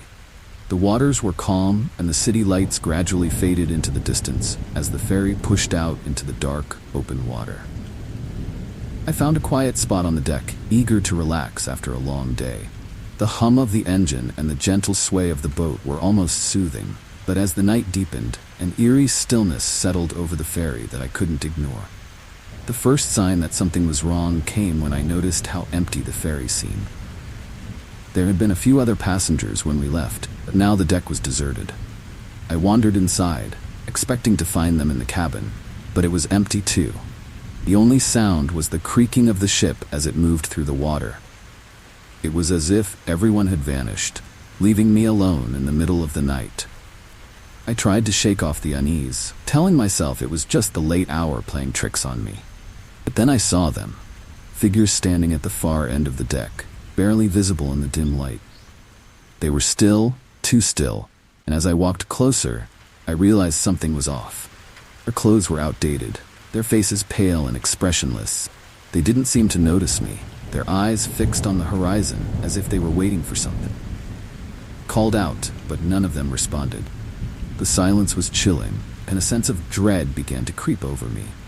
I turned to head back inside, but when I looked behind me, the figures had moved closer, without making a sound. Their faces were clearer now, and I could see the emptiness in their eyes. It felt like they were watching me, but not really seeing me, as if they were lost in a world of their own. Panic began to set in as I realized that I wasn't just dealing with strange passengers. These people weren't alive, not in the way I was. Ferry, once a simple means of transportation, had become a ghostly vessel, carrying more than just the living. I needed to get off the boat, but we were in the middle of the water, far from any shore. The only option was to wait it out, hoping the ferry would reach its destination soon. But the ride seemed to stretch on endlessly, the minutes ticking by with agonizing slowness. The figures continued to move closer, their presence growing more oppressive with each passing moment. I retreated to the cabin, locking the door behind me, but it did little to ease my fear.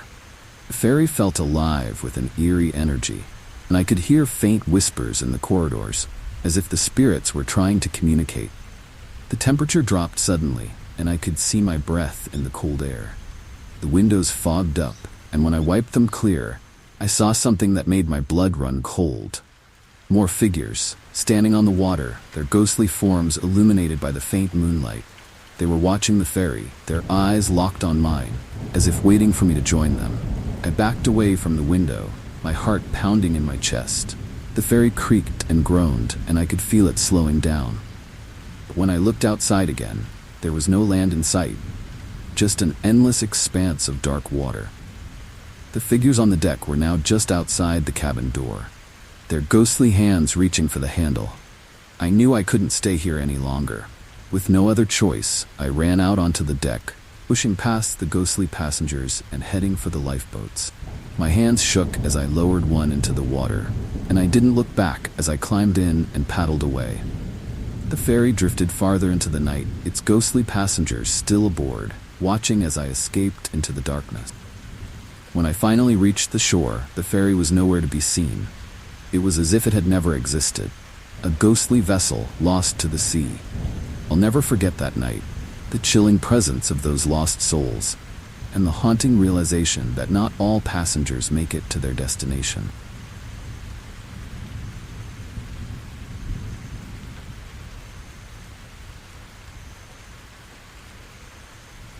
Our road trip through the desert was supposed to be an adventure, a journey through wide open spaces and endless horizons. But as the sun began to set, casting long shadows across the barren landscape, we found ourselves in a small town that didn't appear on any map. The streets were empty, the buildings worn and weathered by time, and an eerie silence hung in the air. We needed gas and supplies, so we decided to stop, unaware of the chilling welcome that awaited us. The townspeople were strange, quiet, too quiet, with eyes that seemed to follow us wherever we went. Their smiles never reached their eyes, and their conversations were laced with cryptic warnings. Something about the place felt off, like a forgotten corner of the world where the rules didn't apply. The more we explored, the more uneasy we became, but by then, it was too late to leave. As night fell, the town took on a haunting quality. The streets, once bathed in golden light, were now shrouded in darkness, and the oppressive silence grew heavier. We tried to find a way out, but every road seemed to lead us back to the center of town.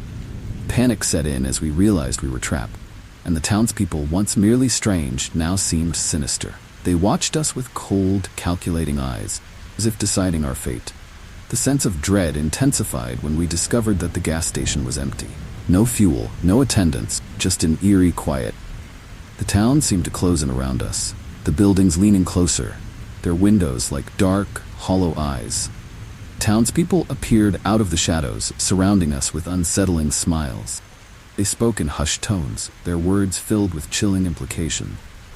Desperate, we tried to leave on foot, but the desert stretched on endlessly in every direction. No matter how far we walked, town always loomed ahead, waiting for us to return. The night was cold, and the wind whispered strange things in our ears. The townspeople followed us, their footsteps silent on the sand, their presence a constant, haunting reminder that we weren't meant to leave. Finally, we gave in, returning to the town, exhausted and defeated. The townspeople welcomed us back with eerie smiles, leading us to a small, decrepit motel. The rooms were old and musty, filled with a sense of abandonment. We locked ourselves inside, hoping to survive the night. The feeling of being watched never left. The shadows seemed to move on their own, and the silence was deafening. As the hours dragged on, sleep became impossible. The night was filled with strange noises, whispers, scratching, and the distant sound of footsteps. It felt like the walls were closing in on us, trapping us in a nightmare we couldn't escape. By morning, we were exhausted, but the townspeople were still there, waiting with those same eerie smiles. We finally found a way out, though we never understood how. The road that had trapped us now led us back to the highway, and we didn't stop driving until the town was far behind us. But the memory of that place lingers, a chilling reminder of how quickly an adventure can turn into a nightmare. We've never spoken of it since, but the fear it left behind is something we'll never forget.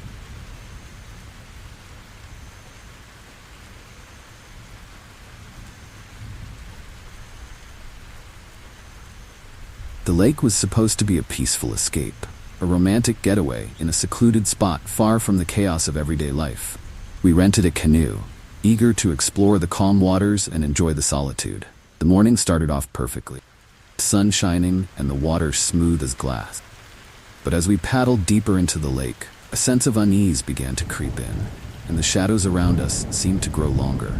It started with the feeling of being watched. At first, we thought it was just our imagination. After all, We were the only ones on the lake. But then we saw them. Strange figures standing on the shore, their silhouettes barely visible through the trees. They didn't move, just stood there, watching us with an intensity that sent chills down our spines. We tried to ignore them, focusing on the beauty of the lake. The unease lingered.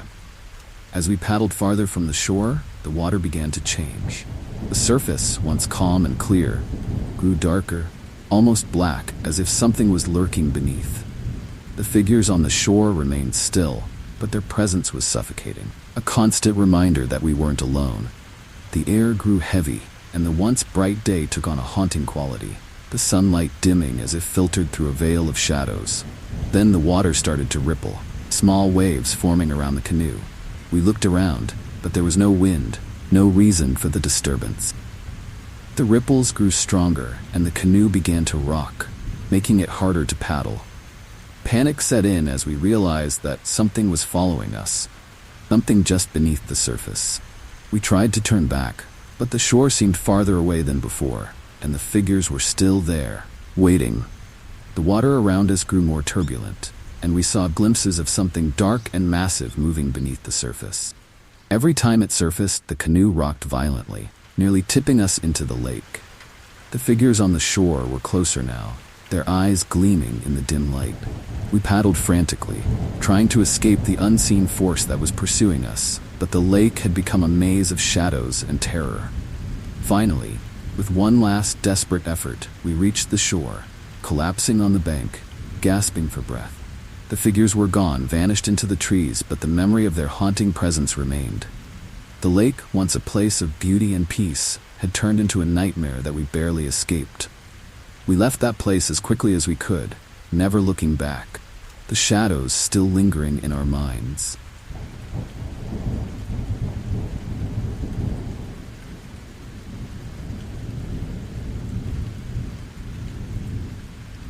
Working late in the office wasn't unusual for me. Quiet hours after everyone else had gone home were often the most productive. But that night was different. The building felt emptier than usual, fluorescent lights casting eerie shadows across the deserted desks. The silence was thick, broken only by the occasional hum of the air conditioning. I told myself it was just another late night, but as the hours dragged on, a chilling presence began to settle over the office. It started with the footstep. Soft at first, almost imperceptible, but growing louder with each passing minute. At first, I thought it was the cleaning crew. But when I checked, the halls were empty. The footsteps seemed to echo through the building, coming from every direction and nowhere at once. My nerves were on edge, every creak and rustle sending shivers down my spine. Then the lights began to flicker, casting the office in and out of darkness. I tried to focus on my work, but the sense of unease was overwhelming. Footsteps returned, closer this time, and I could feel eyes on me, watching, waiting. The office, once a familiar and comfortable space, had transformed into something sinister, a place where the shadows seemed to hide more than just darkness. Desperate for a break, I decided to grab a coffee from the break room. But as I walked through the empty halls, the sense of being followed grew stronger. I glanced over my shoulder, half expecting to see someone, or something, lurking in the shadows. But the halls were always empty, the only sound my own footsteps echoing in the silence. In the break room, the coffee machine gurgled ominously as it brewed. I leaned against the counter, trying to shake off the feeling of dread that clung to me like a second skin. That's when I heard it. A soft, eerie whisper, too close for comfort.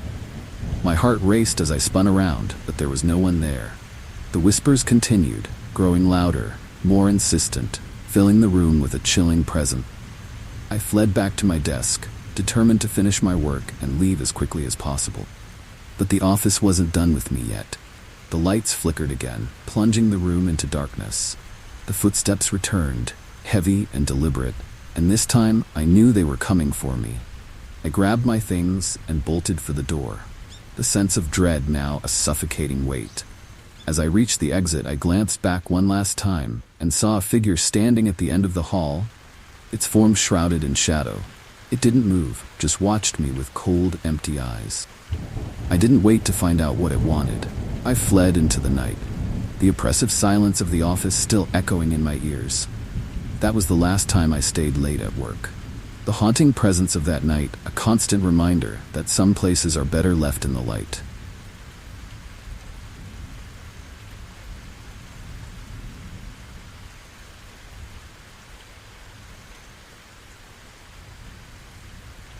It was supposed to be a quick detour, a shortcut that would save me time on my way home.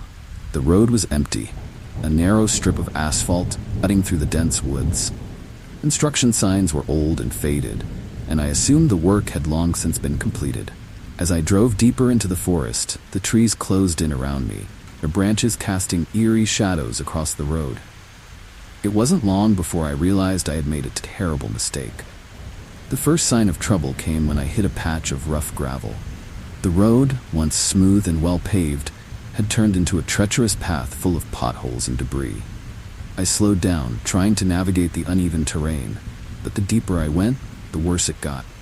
The forest grew darker, the trees towering over me like silent sentinels. The feeling of isolation was overwhelming, and I couldn't shake the sense that I was being watched. Then I saw them, strange figures standing just off the road, their faces hidden in the shadows. They didn't move, just stood there, watching as I passed by. My heart raced as I sped up, desperate to get away from them. The road seemed to stretch on forever. Every turn I took led me deeper into the woods, and the figures appeared again and again, always just out of reach, always watching.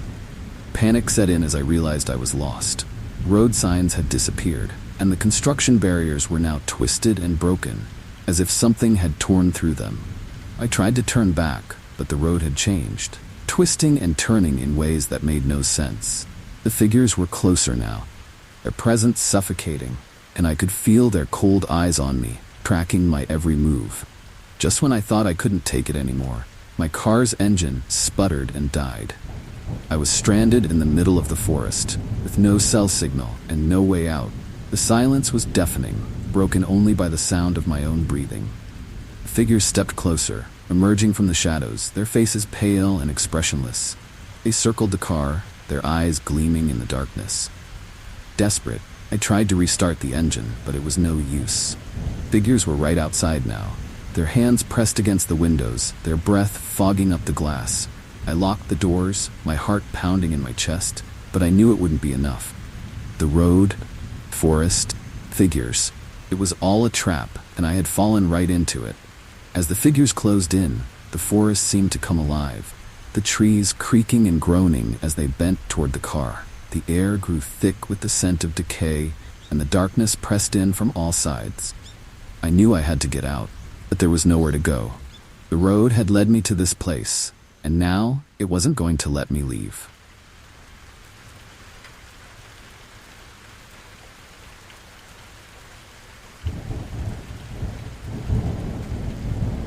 Halloween had always been our favorite time of year, a night filled with spooky fun and harmless pranks. This year we decided to up the ante and pull off the ultimate scare. The old abandoned asylum on the edge of town was the perfect setting. Its crumbling walls and eerie atmosphere made it the stuff of nightmares. We gathered our supplies, dressed in our best costumes, and headed out, eager to scare the pants off anyone brave enough to follow us inside. The asylum loomed over us as we approached, its windows dark and lifeless, the air thick with the scent of decay. Front gate was rusted and broken, swinging open with a low, chilling creak. We laughed nervously as we made our way inside. Crunch of leaves underfoot, the only sound in the stillness. The asylum was just as we had imagined, dark, creepy, and full of potential for the perfect Halloween prank. We set up our traps, hiding speakers in the walls to create eerie sounds, and scattered fake blood and props throughout the halls. It was all in good fun, or so we thought, but as the night wore on, the asylum began to feel different. Darker, colder, as if the walls themselves were closing in on us. The laughter faded, replaced by an unsettling silence that hung heavy in the air. Then we heard it, a low, guttural moan echoing through the halls. At first, we thought it was one of our traps, but when we checked, everything was in place. The sound came again, closer this time, and with it, the unmistakable shuffle of footsteps. Panic set in as we realized we weren't alone in the asylum. Something or someone was with us, and it wasn't part of our prank. We tried to leave, but the asylum seemed to have other plans. The halls twisted and turned, leading us in circles. Exits always just out of reach. The moans grew louder, more insistent, and the footsteps followed us wherever we went. Props we had set up, once just harmless decorations, now seemed to come alive, their shadows stretching across the walls, haunting us with every step. Desperation set in as we stumbled through the dark, our flashlights flickering and dying one by one. The asylum had become a labyrinth of terror, and we were trapped inside its twisted embrace. The footsteps grew louder, closer, and the moans turned into chilling whispers that echoed in our ears. Felt like the very walls were watching us, feeding off our fear. Just when we thought we couldn't take it anymore, we found the exit. We burst through the doors, gasping for breath, our hearts pounding in our chests. But the relief was short-lived. As we looked back at the asylum, we saw them, figures standing in the windows, watching us with cold, empty eyes. The prank had gone horribly wrong, and whatever we had awakened inside that asylum wasn't going to let us forget.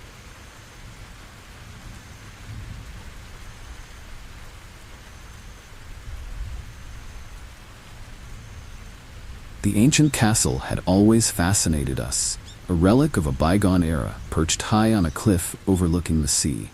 When we heard it was open for tours, we jumped at the chance to explore its dark halls and hidden chambers.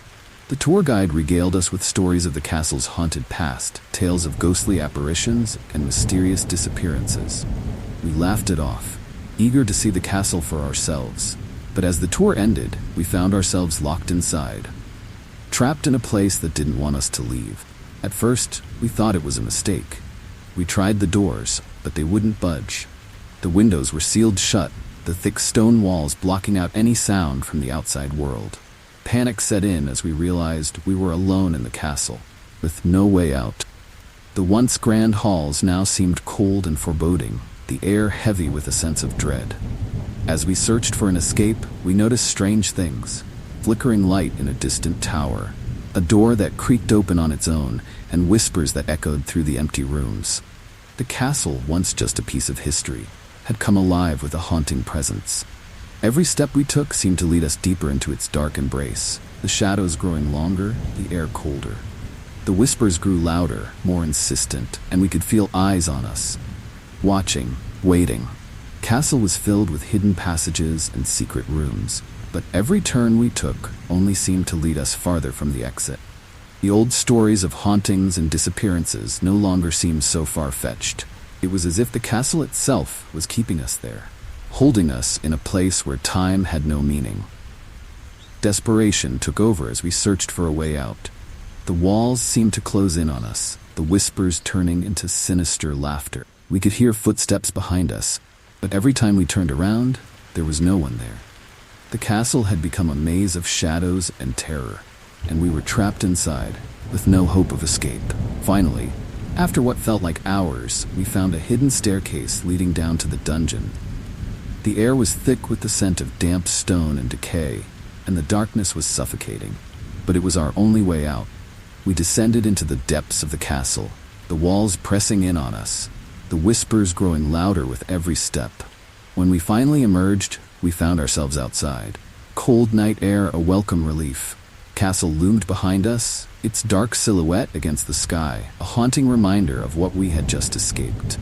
We didn't look back as we made our way down the cliff, the memory of that night forever etched in our minds.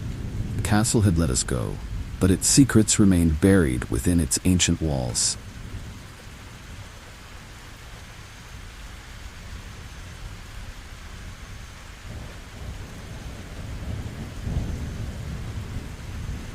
We thought we'd hit the jackpot when we found the abandoned freighter drifting aimlessly in the ocean. As part of a salvage crew, this was the kind of find that could make our careers. The ship loomed in the mist, its massive hull rusted and eerie, like a ghost ship lost to time. Excitement buzzed among us as we boarded, but it didn't take long for the unease to set in. The silence was thick, oppressive, broken only by the creaking of the ship as it swayed with the waves. The inside was worse, corridors dark and damp, the air stale with a lingering stench of decay.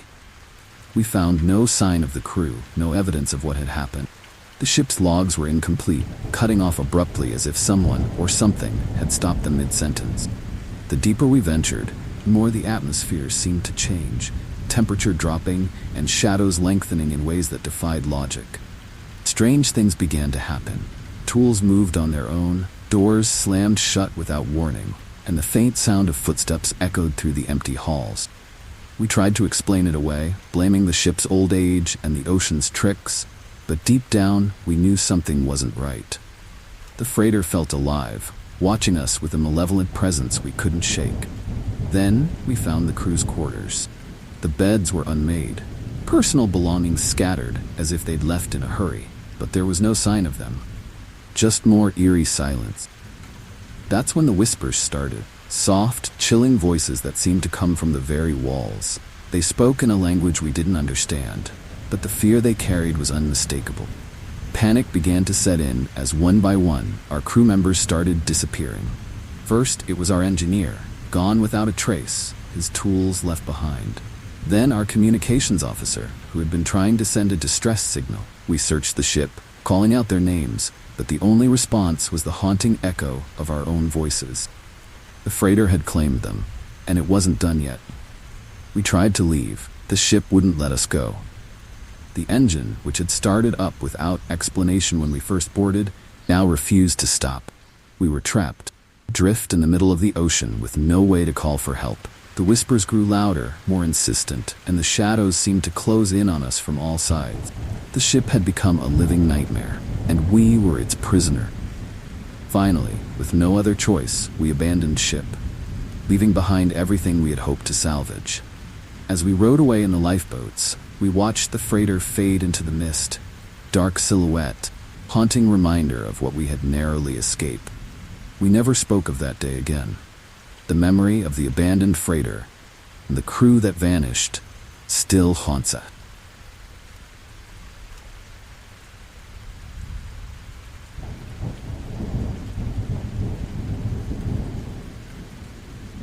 Our weekend retreat in the woods was supposed to be a peaceful escape, a break from the stress of city life.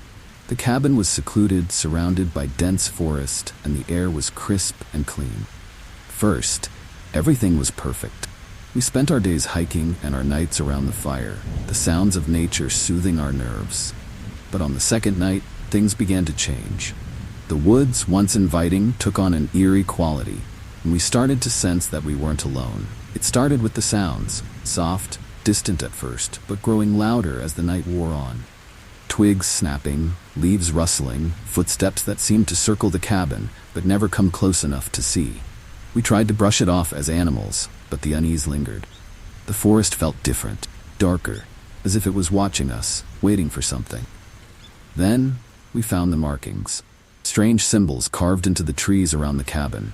Symbols that hadn't been there when we arrived. They were crude, almost primitive, and filled with a malevolent energy that sent chills down our spines. We didn't know what they meant. We knew they weren't good. The forest, once a place of beauty, had become a place of terror. The third night was the worst. The sounds grew louder, closer, and the air was thick with a sense of impending doom. The fire, which had always been a source of comfort, now seemed to cast sinister shadows that danced in ways that defied explanation. We huddled together, trying to stay calm. The fear was overwhelming.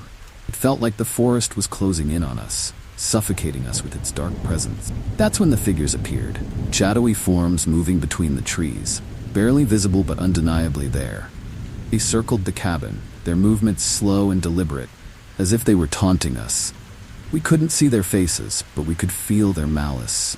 The forest had become their domain, and we were intruders. Desperate, we decided to leave, even though it was the middle of the night. We packed quickly, our hands shaking with fear, and made our way to the car. But the forest wasn't done with us yet. The path, once clear, was now twisted and overgrown, and the shadows seemed to follow us, closing in with every step. It felt like a nightmare, a maze of terror with no way out. Finally, after what felt like hours, we broke through the tree line and reached the car. We didn't look back as we sped away, the dark silhouette of the forest looming in the rearview mirror. We never returned to that cabin, and we never spoke of that weekend again. The forest had let us go, but its haunting presence remains with us, constant reminder of what we escape.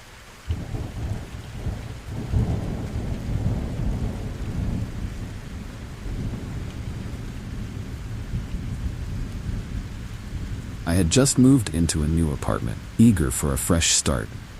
The place was small but cozy, and the neighborhood was quiet. Perfect spot for me to settle down. The first few nights were peaceful, but then the nightmares began. It started with a feeling of heaviness in my chest, as if something was pressing down on me. I'd wake up in the middle of the night, unable to move, my body frozen in place. The room would be dark and silent, but I could feel a presence. Something cold and malevolent watching me from the shadows. At first, I tried to brush it off as sleep paralysis, a common phenomenon, I told myself. But the dreams, if they were dreams, grew more intense. The dark figures that lurked in the corners of my room began to take shape. They were tall, shadowy beings with no discernible features, but I could feel their malice. Their eyes, glowing faintly in the darkness, seemed to bore into my soul. Every night, they came closer, until I could feel their icy breath on my skin. The worst part was the helplessness. No matter how hard I tried, I couldn't move, couldn't scream, couldn't escape their terrifying presence.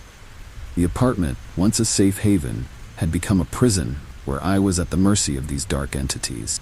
The more I tried to fight them, the stronger they seemed to grow, feeding off my fear and despair. During the day, I tried to convince myself it was all in my head. I read about sleep paralysis, tried different techniques to break free from the episodes, but nothing worked. The nights became a living nightmare, and the fear of sleep began to consume me. I started staying up as long as I could, dreading the moment when I'd have to close my eyes and face the demons once more. Then, one night, things escalated. I woke up to the familiar feeling of paralysis, but this time, figures weren't just watching, they were touching me. Cold, bony hands pressed down on my chest, wrapping around my throat, choking the air from my lungs. The whispers, which had always been faint, now grew louder, filling my ears with their sinister voices. I could feel their hatred, their desire to drag me into the darkness with them. Desperate, I summoned all my strength and forced myself to move. It felt like trying to swim through thick mud, but I managed to break free from their grip. I leaped out of bed, gasping for breath, my heart pounding in my chest. The room was empty, the shadows retreating to the corners, but I knew they were still there, lurking, waiting for the next time I fell asleep. That was the last straw. I moved out of that apartment the next day, leaving everything behind. The nightmares stopped after that, but the memory of those nights still haunts me. I've never experienced anything like it since, but I'm always wary of the shadows, always wondering if the demons are still out there, waiting for me to let my guard down.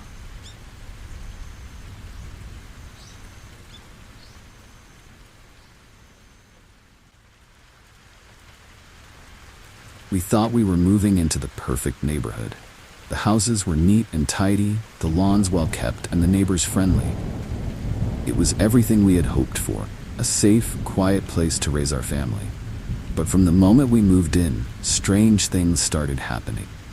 It was small at first, doors creaking open on their own, lights flickering, and objects moving from where we had left them.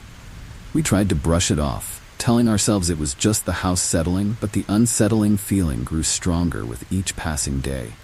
It wasn't long before we began to notice the strange behavior of our neighbors. They were always watching us, their eyes cold and unblinking, as if they were waiting for something. Their smiles never reached their eyes, and their conversations were stilted and strange. It was as if they were hiding something dark and sinister that lurked beneath the surface of their perfect suburban lives. One night, we woke to the sound of chanting, low, eerie voices that echoed through the house. We rushed outside, only to find our neighbors gathered in a circle on the street, their faces illuminated by the flickering light of candles. They were chanting in a language we didn't understand, their eyes locked on our house. The air was thick with a sense of foreboding, and we knew something terrible was about to happen. The next day, we found strange symbols carved into the walls of our home, symbols that matched the ones we had seen in the neighbors' circle. The atmosphere in the house grew oppressive. the air heavy with an unseen presence. We tried to contact the authorities, but every time we picked up the phone, the line went dead. It was as if the entire neighborhood was conspiring to keep us trapped in this nightmare. Desperate for answers, we began to investigate the history of the house and the neighborhood. What we found chilled us to the bone. The neighborhood had a dark past, one tied to an ancient ritual that had been practiced for generations. The houses, the people, the perfect suburban facade was all a cover for something much darker, something that required a sacrifice. We knew we had to leave, but the neighborhood wasn't going to let us go easily. The nights grew longer, the shadows deeper, and the sense of dread suffocating. The neighbors, once merely strange, now seemed openly hostile, their eyes gleaming with malevolent intent. The house, once our dream home, had become a prison, and we were its prisoners.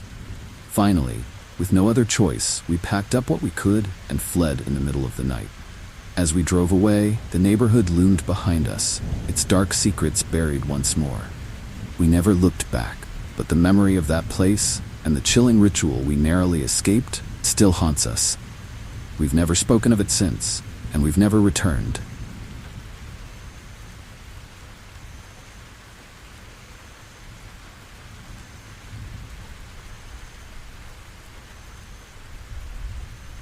I've always enjoyed late-night walks, quiet streets, and cool air providing a peaceful escape from the day's worries. That night, the neighborhood was as quiet as ever. The only sounds the rustling of leaves and the distant hum of traffic. I took my usual route, winding through the familiar streets, lost in thought. But as I rounded a corner, I noticed something strange. Someone was following me. At first, I thought it was just another pedestrian, someone out for a walk like me, but their footsteps were too deliberate, too close. I quickened my pace, hoping to shake them off, but the footsteps matched mine, never missing a beat. Chill ran down my spine as I realized they weren't just following, they were stalking me. I turned onto a side street, hoping to lose them, but they stayed with me, their presence a dark shadow just out of sight. Peaceful night turned into a nightmare, and every step I took felt like a step closer to danger. The streetlights, once comforting, now seemed too dim, the shadows between them too deep. Desperate, I ducked into an alley, hoping to hide, but the footsteps grew louder, more insistent. I could feel their eyes on me, watching, waiting. The alley was a dead end, and I knew I was trapped. My heart pounded in my chest as I tried to figure out a way out. The walls seemed to close in around me, the darkness suffocating. Just when I thought I couldn't take it anymore. Footsteps stopped. I held my breath, listening for any sign of movement. But there was nothing, just silence. Slowly, I peeked around the corner, but the street was empty, as if my stalker had vanished into thin air. Relief washed over me, but it was short-lived. The feeling of being watched never left, and I knew they were still out there, waiting for the right moment. I rushed home, my heart still racing, and locked the door behind me. But the safety of my home felt fragile, as if the walls could crumble at any moment. The memory of those footsteps, that chilling presence, haunted me for weeks. I stopped taking night walks after that. Fear too much to bear. The neighborhood, once so familiar and safe, had become a place of lurking danger, and I never felt truly alone again.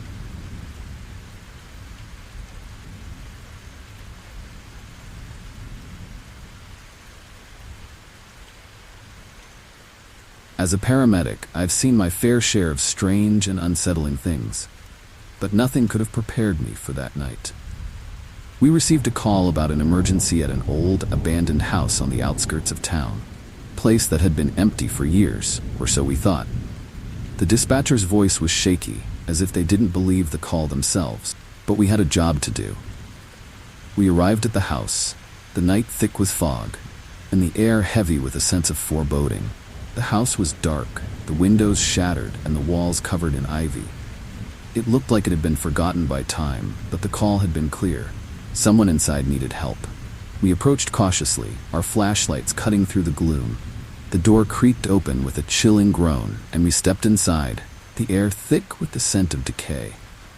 The inside of the house was even worse, dusty, damp, and filled with strange symbols scratched into the walls. We called out, but there was no answer, just the eerie silence of the empty rooms. We searched the house, room by room, our footsteps echoing in the stillness. It wasn't until we reached the basement that we found her. A woman lying on the cold, damp floor, her eyes wide with terror. She was still alive, barely.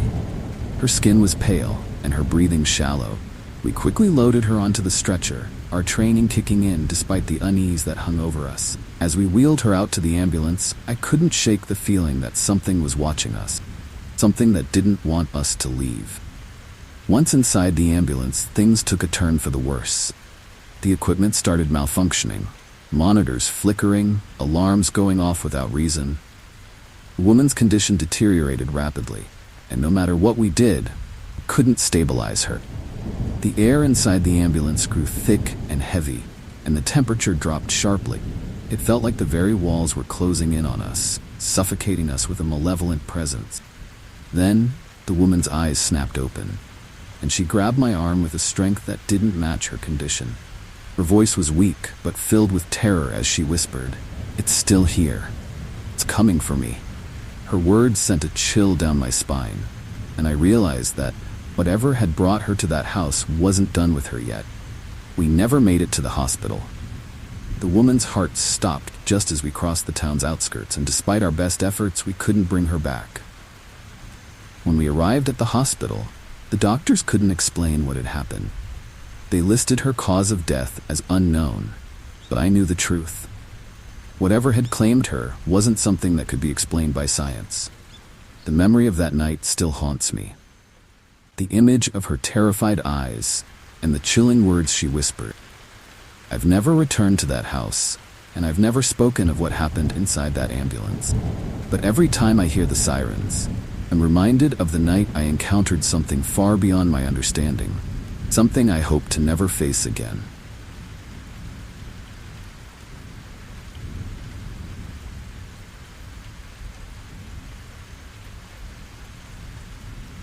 It was late, and I was just about to fall asleep when my phone buzzed with a text message. I groggily reached for it, expecting a late-night reminder or a message from a friend. But what I saw sent a chill down my spine. "You need to leave now. They're coming for you."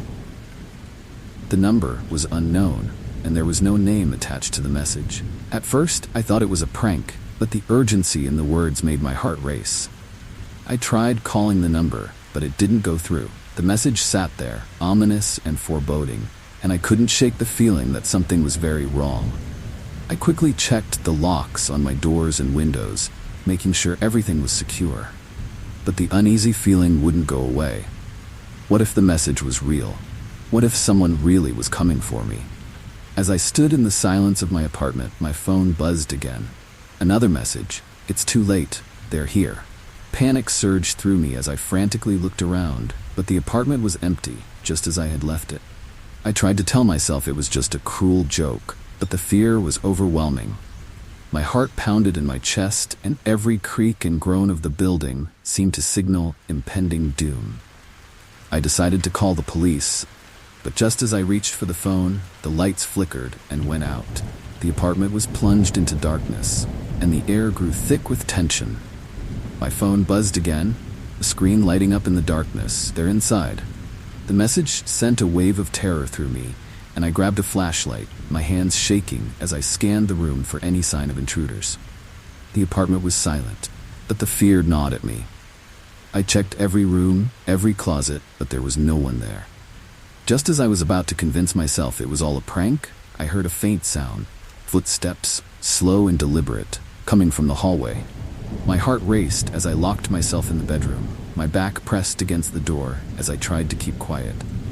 Footsteps grew louder, closer, until they stopped just outside the door. I held my breath, praying they would go away. The silence that followed was even more terrifying.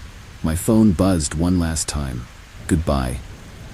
The screen went dark, and I knew I wasn't alone anymore. The police found me the next morning, huddled in the corner of my bedroom, my phone clutched in my hand. There was no sign of forced entry, no evidence of anyone else being there. But the messages were real, and the fear I felt was all too tangible. I moved out of that apartment the next day, leaving behind everything except the memory of that terrifying night. I never found out who sent those texts or what they meant, but the experience left me with a haunting fear that I'll never be able to shake.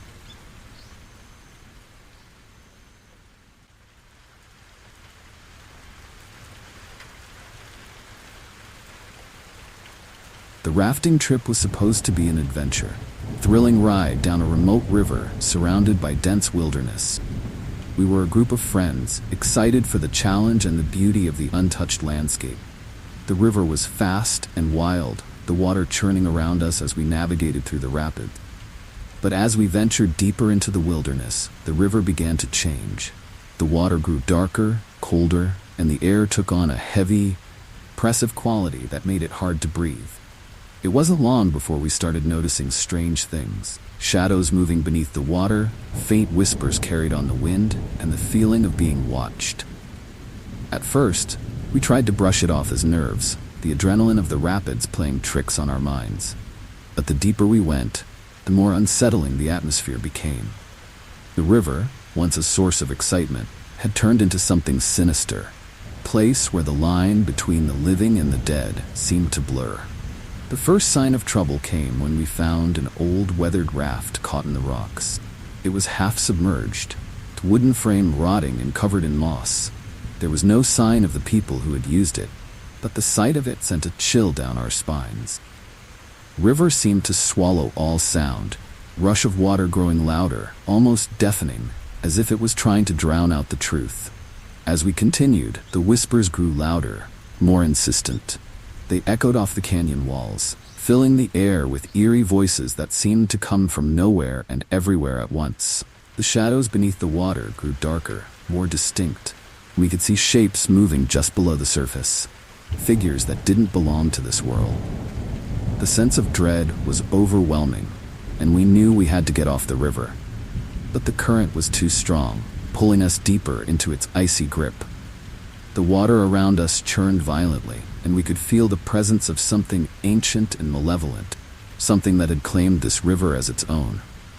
The whispers turned into screams, and the shadows reached up from the depths, grasping at our rafts, trying to pull us under.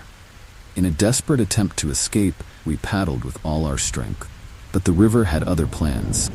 One by one, our friends were pulled into the water, their screams echoing in the night as the shadows claimed them. The river was alive with a dark energy, feeding on our fear and despair.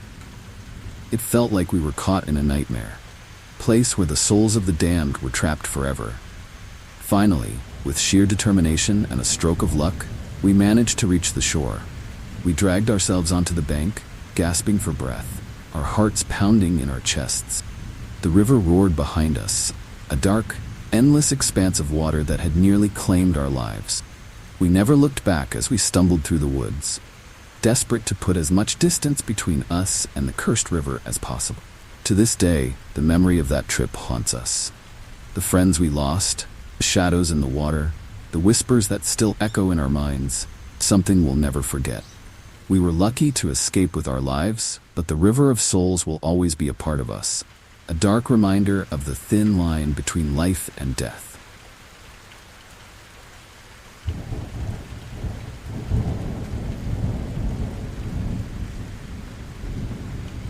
The climb had been grueling, but the view from the summit was worth every step.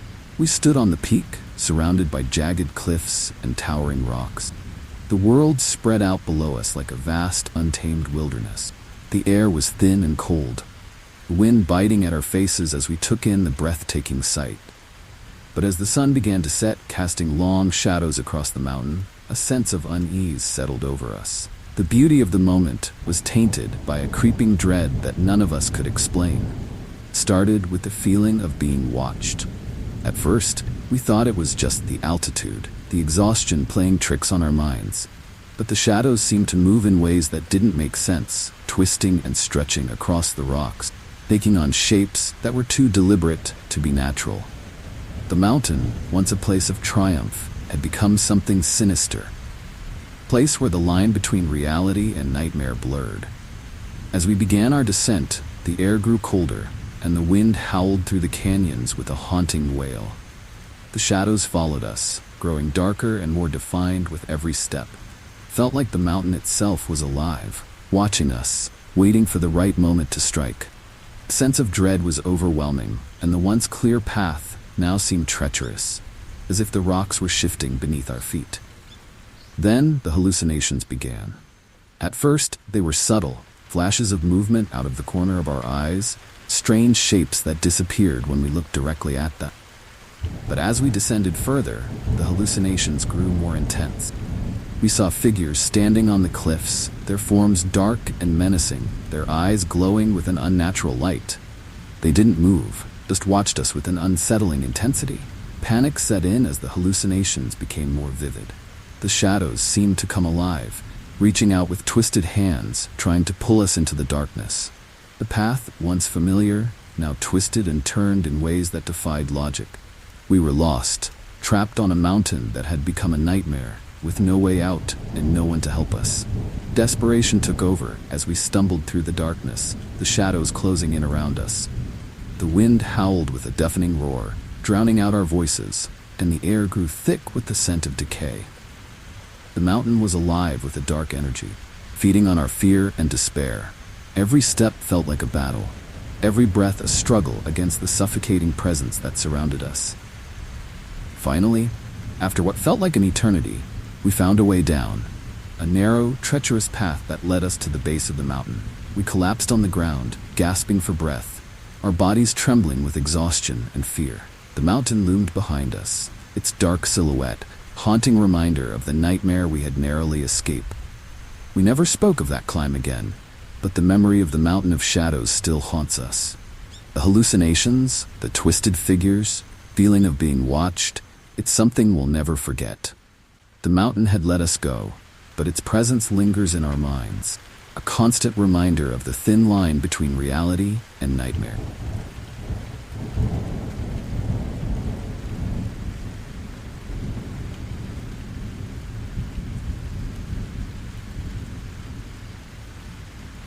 The old cabin in the woods had been abandoned for years, forgotten relic of a time long past.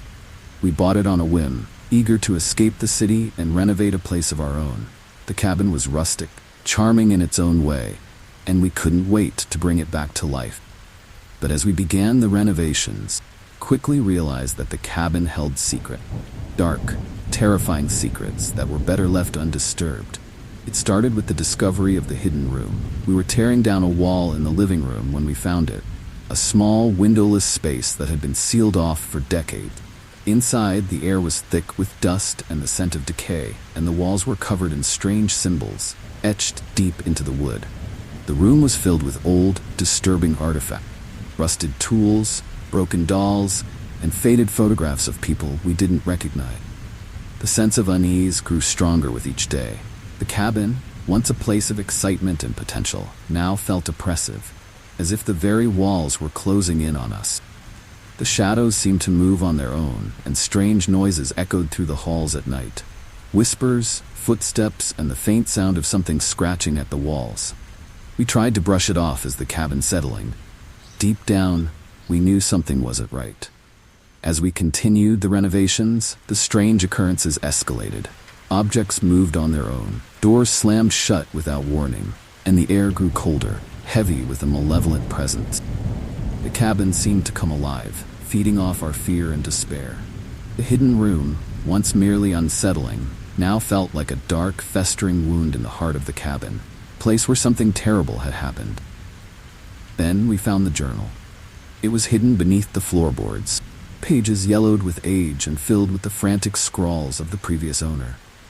The journal spoke of strange rituals, dark entities, and the horrors that had taken place within the cabin's walls. The final entries were desperate, filled with warnings to anyone who found the journal to leave and never return. The words sent chills down our spines, and we knew we had to get out. But the cabin wasn't going to let us go easily. The night we decided to leave, power went out, plunging the cabin into darkness. The air grew thick with tension, and the strange noises became louder, more insistent. The shadows in the hidden room seemed to come alive, twisting and writhing as if trying to escape. The cabin had become a living nightmare, and we were trapped inside. With no other choice, we fled into the night, leaving everything behind. The cabin loomed behind us, its dark silhouette a haunting reminder of the horrors we had uncovered. We never returned, and we never spoke of what we found inside those walls. The cabin of horrors still stands, its dark secrets buried within, waiting for the next unfortunate souls to stumble upon it.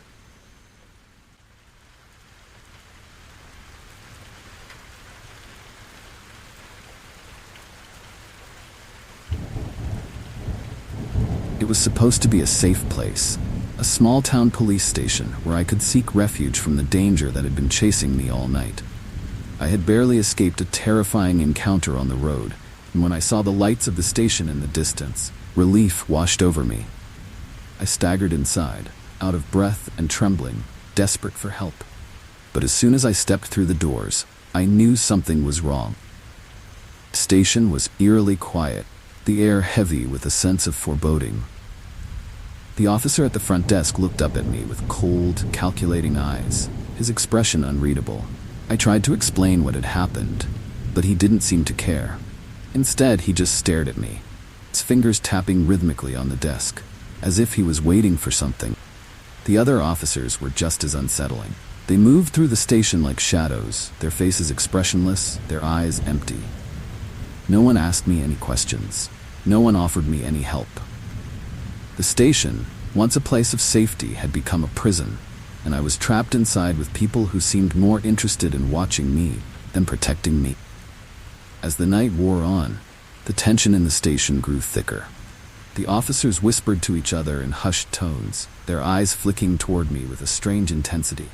The air was filled with a heavy silence, broken only by the occasional creak of the floorboards and the distant hum of the fluorescent lights. I could feel their eyes on me, watching my every move, as if they were waiting for the right moment to strike. Desperate to leave, I tried to make my way to the exit, but the doors were locked, and the officers were always nearby, blocking my path. The sense of danger was overwhelming, and I realized that whatever had been chasing me outside was nothing compared to the terror I was facing inside. The police station had become a place of nightmares, and the officers were the ones I needed to fear the most. Then, the lights flickered and went out, plunging the station into darkness. The silence was suffocating, and I could hear the officers moving around me, their footsteps slow and deliberate. Panic surged through me as I fumbled for my phone, but the battery was dead, and there was no one to call for help. I was alone, trapped in the dark, the very people who were supposed to protect me. Just when I thought I couldn't take it anymore, a door creaked open, and I saw a faint light at the end of the hall. I didn't hesitate. I ran toward it, my heart pounding in my chest. Officers were behind me, their footsteps echoing through the station, but I didn't look back. I burst through the door and into the night, gasping for breath as I stumbled onto the empty street. The station loomed behind me, its dark silhouette a haunting reminder of the terror I had just escaped.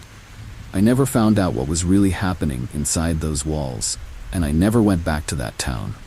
But the memory of that night still haunts me, a chilling reminder that sometimes the places we think are safe can be the most dangerous of all.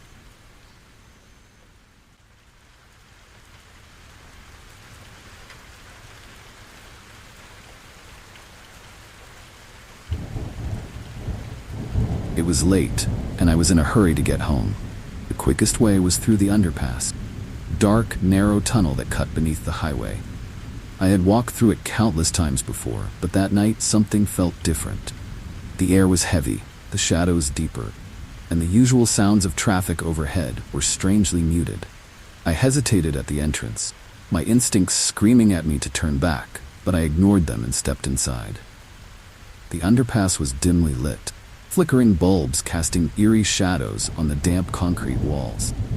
My footsteps echoed unnervingly, the sound bouncing off the walls in a way that made it feel like someone was following me. I quickened my pace, trying to shake off the feeling of unease, but it clung to me like a second skin. The further I walked, the more oppressive the atmosphere became, as if the walls were closing in on me. Halfway through, I noticed something strange, a figure standing at the far end of the tunnel, barely visible in the dim light. They were motionless, their silhouette unnervingly still. My heart raced as I slowed down, unsure of what to do. The underpass was narrow, with no way around them, and the exit seemed impossibly far away. Figure didn't move, didn't speak, just stood there, watching me with an intensity that sent chills down my spine. I considered turning back, but when I glanced over my shoulder, I saw another figure standing at the entrance, blocking my way out. Panic surged through me as I realized I was trapped between them, with no way to escape. The air grew colder, silence suffocating, and I could feel their eyes on me, unblinking and relentless. Desperate, I tried to run, but the figures didn't move. They just stood there, their presence suffocating, their dark silhouettes haunting. Every step I took felt heavier, as if the very air around me was thickening, slowing me down. The underpass, once a familiar shortcut, had become a nightmare, a place where the rules of reality no longer applied. Just as I was about to reach the exit, the figure at the far end finally moved. They stepped into the light, revealing a face that was both familiar and terrifying. A twisted reflection of myself, grinning with a malevolence that sent a wave of terror through me. I stumbled back, my heart pounding in my chest. The figure behind me was already closing in, their footsteps echoing in the dark. With no other choice, I ran, bursting out of the underpass and into the night. The cool air hit my face and I gasped for breath, my body trembling with fear. I didn't stop running until I was safely inside my apartment, the memory of the underpass still fresh in my mind. I never walked that way again, and I never found out who or what those figures were. But the haunting image of my twisted reflection still lingers, a chilling reminder of the night I narrowly escaped. Whatever nightmare lurked in the shadows.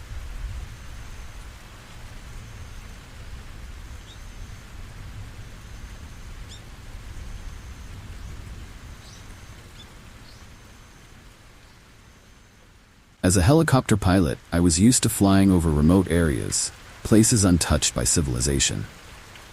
But that flight was different. There was something unsettling about the silence that surrounded me as I soared above the dense forest below.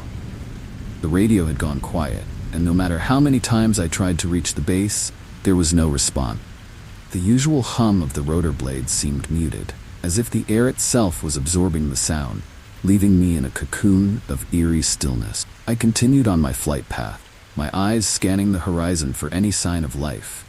But the landscape was barren, just endless stretches of trees, their dark shadows stretching like fingers across the earth. It wasn't long before I noticed something strange, a hidden compound nestled deep within the forest, its buildings barely visible through the thick canopy. It wasn't on any of my maps, and there were no signs of activity, just an eerie stillness that matched the silence in the air. Curiosity got the better of me, and I decided to investigate. I circled the compound, searching for a place to land, but the area seemed unnervingly deserted. Buildings were old, the walls covered in moss and vines, and the few vehicles I could see were rusted and abandoned. It was as if the place had been forgotten by time, a relic of a past that no one wanted to remember.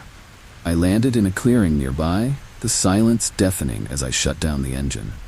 The air was thick with tension. Every step I took felt heavy, as if the forest itself was watching me. I approached the compound cautiously, my instincts screaming at me to turn back, but something drew me closer, an unseen force that pulled me deeper into the heart of the abandoned complex. Inside, the buildings were worse, dark, damp, and filled with the scent of decay. The walls were covered in strange symbols, scratched into the concrete with a frantic energy that sent chills down my spine. There were no signs of life, no clues as to what had happened here. Just the oppressive silence and the feeling of being watched. As I explored further, the sense of unease grew stronger. I found rooms filled with old equipment, their screens flickering with static, as if they were still trying to receive signals from a world long gone. The air was heavy with the weight of something unspeakable, a dark presence that clung to every corner of the compound. It felt like the walls were closing in on me, suffocating me with their secrets. Then I heard it. Faint whisper, so soft I almost missed it. It echoed through the empty halls, growing louder with each step I took. The sound was disorienting, coming from all directions at once. I realized I wasn't alone. The shadows seemed to shift, moving in ways that defied logic, and the air grew colder, heavier, as if something was trying to reach out to me. Panic surged through me, and I turned to leave, but the compound seemed to have other plans. The exit, once so close, now seemed impossibly far away, and the whispers grew louder, more insistent. I could feel their presence all around me, unseen but undeniably there, closing in with every step. The silence, once oppressive, was now suffocating, filled with the weight of things better left forgotten. Finally, after what felt like an eternity, I stumbled out of the compound and back to the helicopter. The engine roared to life, shattering the eerie stillness, and I took off into the sky, desperate to leave the place behind. As I flew away, the compound disappeared into the trees, its dark secrets hidden once more. I never reported what I found, and I never returned. But the memory of that silent flight still haunts me, a reminder that some places are better left undiscovered.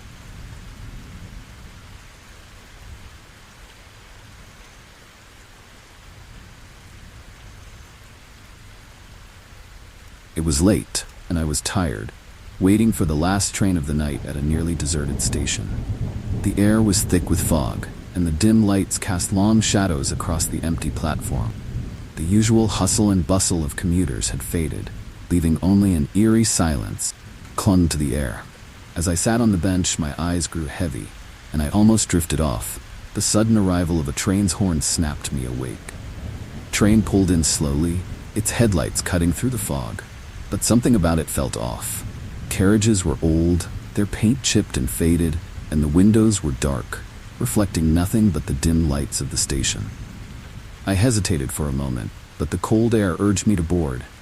I stepped onto the train, finding myself in an empty carriage. The doors hissed shut behind me, and the train began to move. The carriage was eerily quiet, the only sound the faint hum of the engine as it sped through the night. I settled into a seat, trying to shake off the uneasy feeling that clung to me, but it was hard to ignore the emptiness of the train. I glanced around, expecting to see other passengers, but the carriage was completely deserted. Even the conductor was nowhere to be seen. As the train sped on, the fog outside grew thicker, swallowing the landscape until there was nothing but white mist pressing against the windows. The world outside seemed to disappear, leaving me trapped in the carriage with only my thoughts and the unsettling silence. The train showed no sign of stopping, and I began to wonder if I had boarded the wrong one. Then, the lights flickered. It was just for a moment, but in that brief darkness, I saw them. Shadowy figures standing at the far end of the carriage, their forms barely visible in the dim light. My heart raced as the lights flickered again, and the figures seemed to move closer, their faces hidden in the shadows. I could feel their eyes on me, watching with an intensity that sent chills down my spine. I stood up, trying to move to another carriage. The doors wouldn't open. The train felt like a prison, and the figures were closing in, their presence suffocating. The lights flickered once more, plunging the carriage into darkness, and I could hear them now. Soft whispers, eerie and unintelligible, filling the air with a sense of dread. I knew I had to get out, but there was nowhere to go. Just as I was about to give in to the fear, the train screeched to a halt, and the doors hissed open.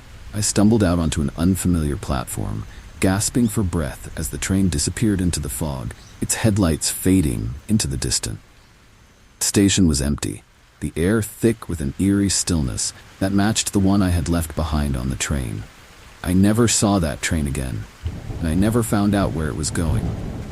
The memory of that night still haunts me.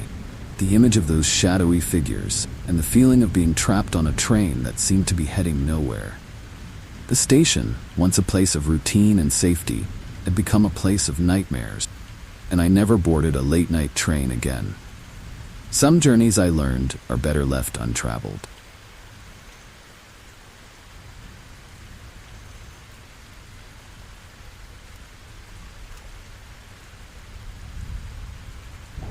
We found the map in a dusty old bookstore, hidden among a pile of forgotten relics. It was yellowed with age, edges frayed, and the markings on it were faded and cryptic. But there was something about it that drew us in, promise of adventure, of uncovering a hidden place that no one else had found. The shopkeeper warned us that the map led to a place that didn't exist, But we didn't listen. We were too eager for the thrill of the unknown. The map led us deep into the wilderness, far from any marked trails or familiar landmark. The terrain grew rougher, air colder, till we ventured further into uncharted territory. The sun hung low in the sky, casting long shadows across the landscape, and a sense of unease settled over us. The map seemed to shift and change with every step we took, the landmarks on it no longer matching the world around us. As night fell, we realized we were lost. The path we had been following disappeared, swallowed by the dense forest that now surrounded us. The map, once a guide, became a puzzle, its cryptic markings leading us in circles. Panic began to set in as we tried to find our way back, but every turn we took led us deeper into the wilderness, farther from the safety of civilization. Then the forest began to change. The trees twisted into unnatural shapes, their branches clawing at the sky like skeletal hands. The air grew thick with fog, and strange sounds echoed through the darkness. Whispers, footsteps, and the faint rustling of leaves. Felt like the forest was alive, watching us with a malevolent presence that sent chills down our spines. We tried to follow the map. The more we looked at it, the more confusing it became. Markings seemed to shift and blur, and new paths appeared where none had been before. The sense of direction that had guided us vanished, and we were left stumbling through the dark, lost in a place that didn't exist. The forest closed in around us, the shadows growing deeper, the whispers louder. Then we saw it, a small, decrepit cabin hidden among the trees. It wasn't marked on the map, but it was the only shelter in sight. Desperate for a place to rest, we made our way inside, but the air was thick with the scent of decay, and the walls were covered in strange symbols. The cabin felt wrong, like a place that had been forgotten by time, and we quickly realized that we weren't alone. The shadows inside the cabin seemed to move on their own, and the whispers followed us inside, growing louder with every passing moment. The map, now useless, lay discarded on the floor, its secrets hidden once more. We tried to leave, but the door wouldn't budge, and the windows showed nothing but darkness. The cabin had trapped us, and the forest outside seemed to pulse with a dark energy that kept us confined within its walls. In the end, we never found our way back. The map had led us to a place that didn't exist, a place where time and reality no longer mattered. The forest, the cabin, the whispers, they all became a part of us, just as we became a part of them. The shopkeeper had been right. Some places are better left undiscovered.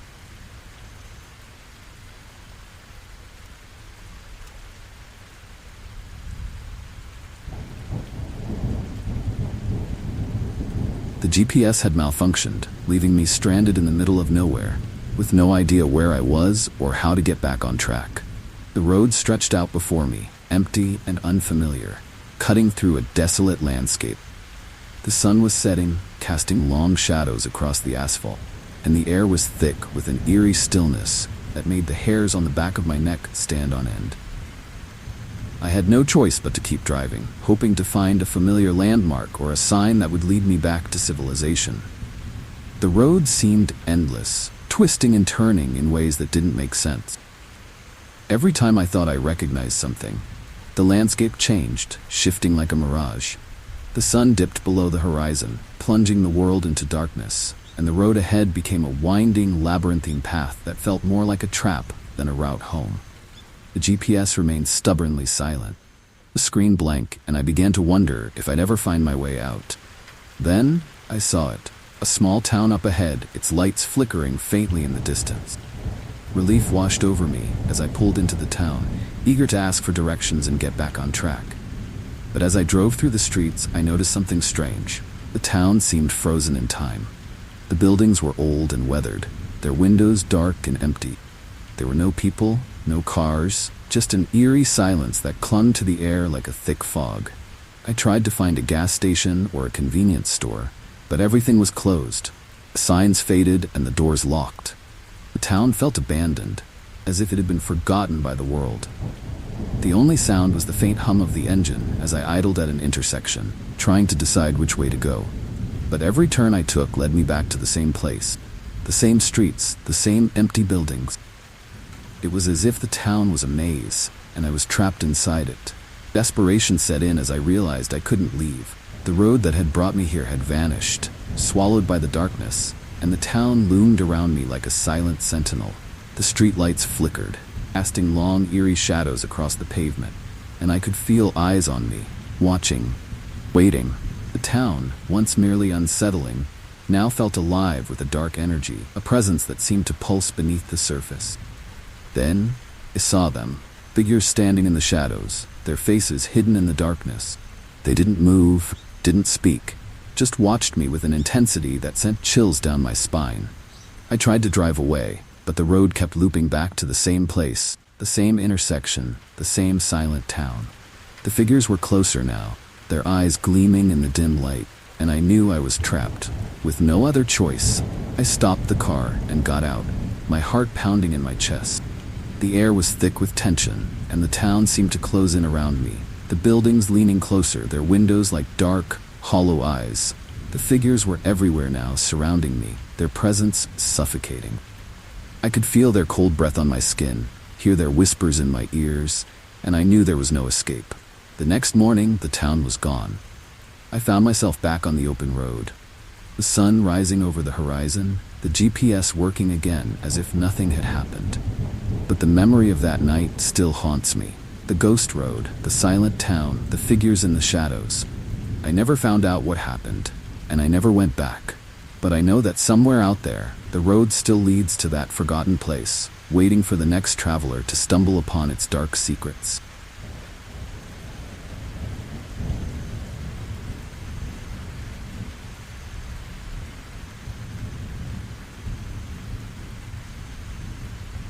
We rented a boat for the day, eager to explore the remote island that had intrigued us for years.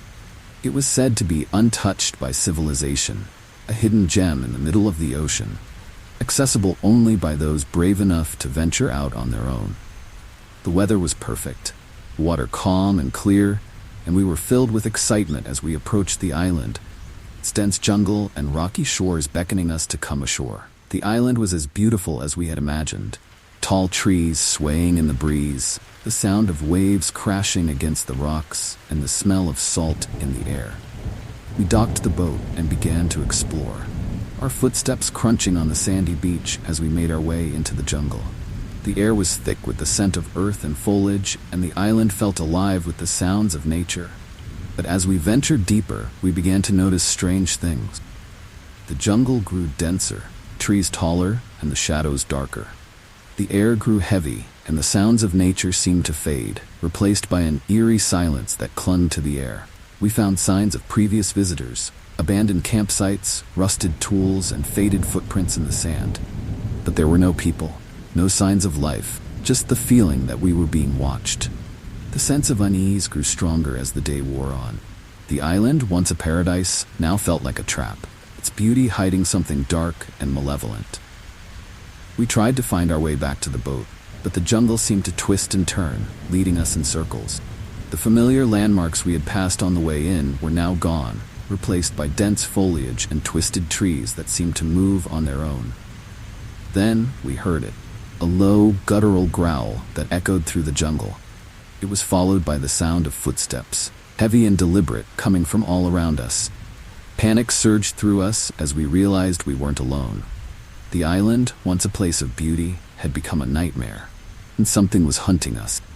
We ran, desperate to escape. The jungle closed in around us, the air thick with tension.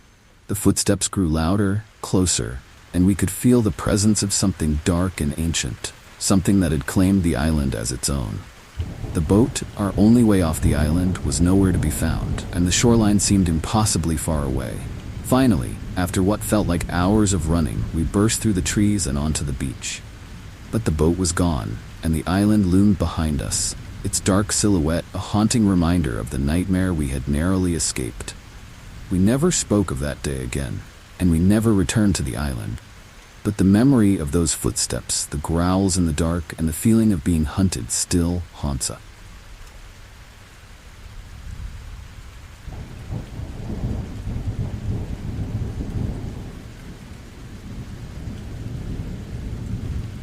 It was supposed to be a quiet night of studying, a few few hours spent in the university library catching up on assignments. The building was nearly empty, the usual hustle and bustle of students replaced by the soft hum of the air conditioning and the faint rustle of pages being turned. I found a quiet corner on the top floor, far from the few other students who were still there, and settled in for a long night of work. Time passed quickly, and before I knew it, clock struck midnight. The library's closing announcement echoed through the halls, reminding everyone to pack up and leave. I gathered my things, but as I made my way to the exit, I realized something was wrong. The lights were off, the doors locked, and the building was completely silent. I was trapped. At first, I tried to remain calm, telling myself that it was just a mistake and that someone would come to let me out. But as the minutes ticked by, the silence grew oppressive, and the darkness seemed to close in around me. The once familiar library, filled with books and knowledge, had become a place of shadows and whispers. I wandered through the halls, searching for a way out, but every door was locked, every window barred. The air grew colder, and the silence was broken only by the faint sound of footsteps. Soft, deliberate, and coming from somewhere behind me. I turned, but there was no one there, just the dark, empty corridors stretching out before me. Panic set in as the footsteps grew louder, closer. The library, once a place of safety and learning, had become a labyrinth of fear. The books on the shelves seemed to watch me, their spines twisted and distorted in the dim light. The air was thick with a sense of foreboding, and I could feel eyes on me, unseen but undeniable. Desperate to escape, I tried to find the security office, hoping to contact someone for help. The footsteps followed me, their sound growing more insistent with every step I took. The library was no longer a place of knowledge. It was a place of nightmares, and I was its prisoner. Finally, I found the security office, but the phones were dead, screens blank. Footsteps stopped just outside the door, and I knew I wasn't alone. The air grew colder, and I could hear faint whispers, voices that seemed to come from the very walls. I backed away, my heart pounding in my chest, but the door behind me slammed shut, trapping me inside. The next morning, the library staff found me huddled in the corner of the security office, trembling with fear. I never told them what happened, and I never returned to that library. But the memory of that night, footsteps in the dark, and the feeling of being watched still haunts me. The library, once a place of knowledge, had become a place of nightmares, and I was lucky to escape.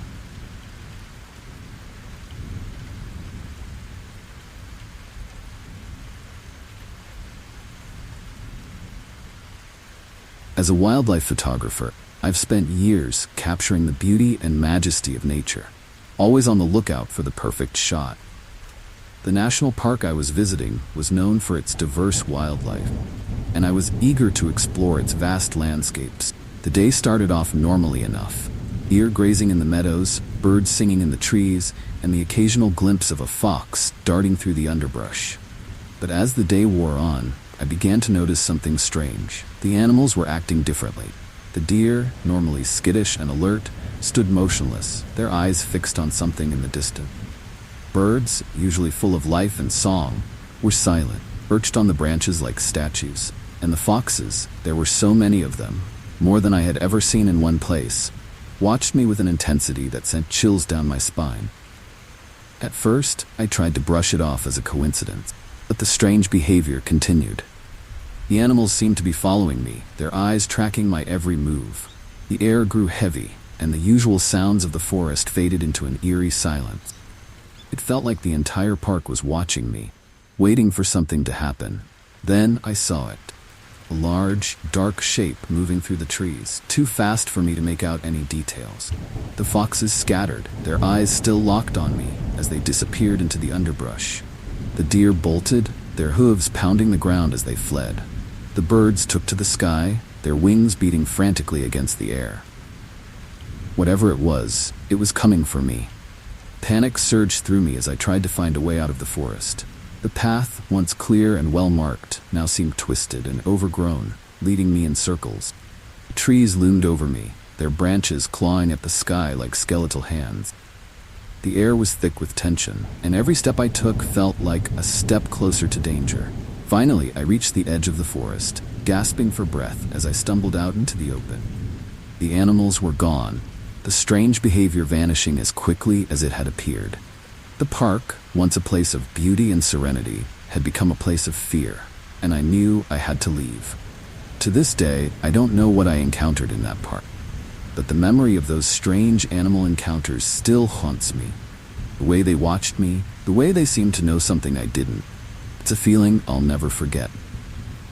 I've continued my work as a wildlife photographer, but I've never returned to that park. Some places, I've learned, are better left undisturbed.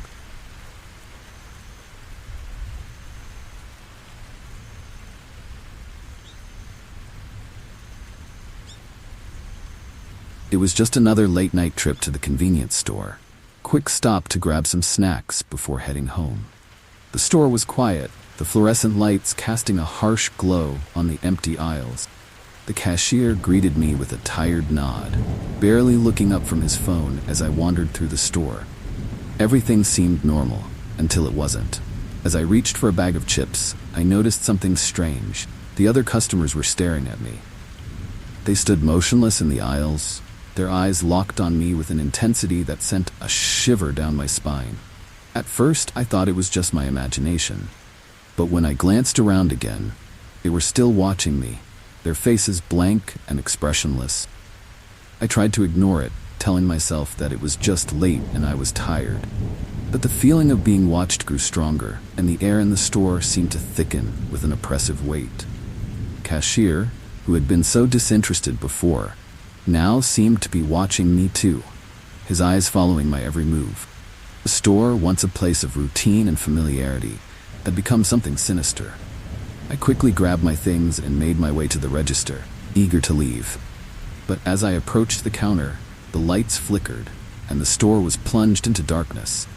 The silence was suffocating, broken only by the faint hum of the refrigerators in the back. My heart raced as I fumbled for my phone, trying to find the flashlight, but when the lights came back on, the store was empty. Customers, the cashier, they were all gone. The store was eerily silent, the shelves still stocked, but no sign of anyone else. Panic surged through me as I realized I was alone, trapped in a place that no longer felt real. The air was thick with tension, and every shadow seemed to shift and move on its own. Desperate to escape, I made my way to the door, but it wouldn't budge. The windows, which had shown the darkened street outside, were now pitch black, as if the world beyond the store had disappeared. The store had become a prison, and I was its only occupant. Then I heard it, a faint whisper, so soft I almost missed it. It echoed through the aisles, growing louder with every step I took. The shadows seemed to stretch and twist, taking on forms that were barely visible in the dim light. I could feel their eyes on me, watching from the darkness, waiting for me to make a move. Finally, with a surge of adrenaline, I threw myself against the door, and it flew open with a crash. I stumbled out into the night, gasping for breath as the cool air hit my face. The store behind me was silent, its lights flickering in the distance as if nothing had happened. But I knew the truth. Something terrible had been lurking inside, and I had narrowly escaped. I never returned to that store, and I never go out late at night anymore. The memory of those staring eyes, the oppressive silence, and the feeling of being trapped still haunts me. The late-night store, once a place of convenience, had become a place of nightmares, and I was lucky to get out alive.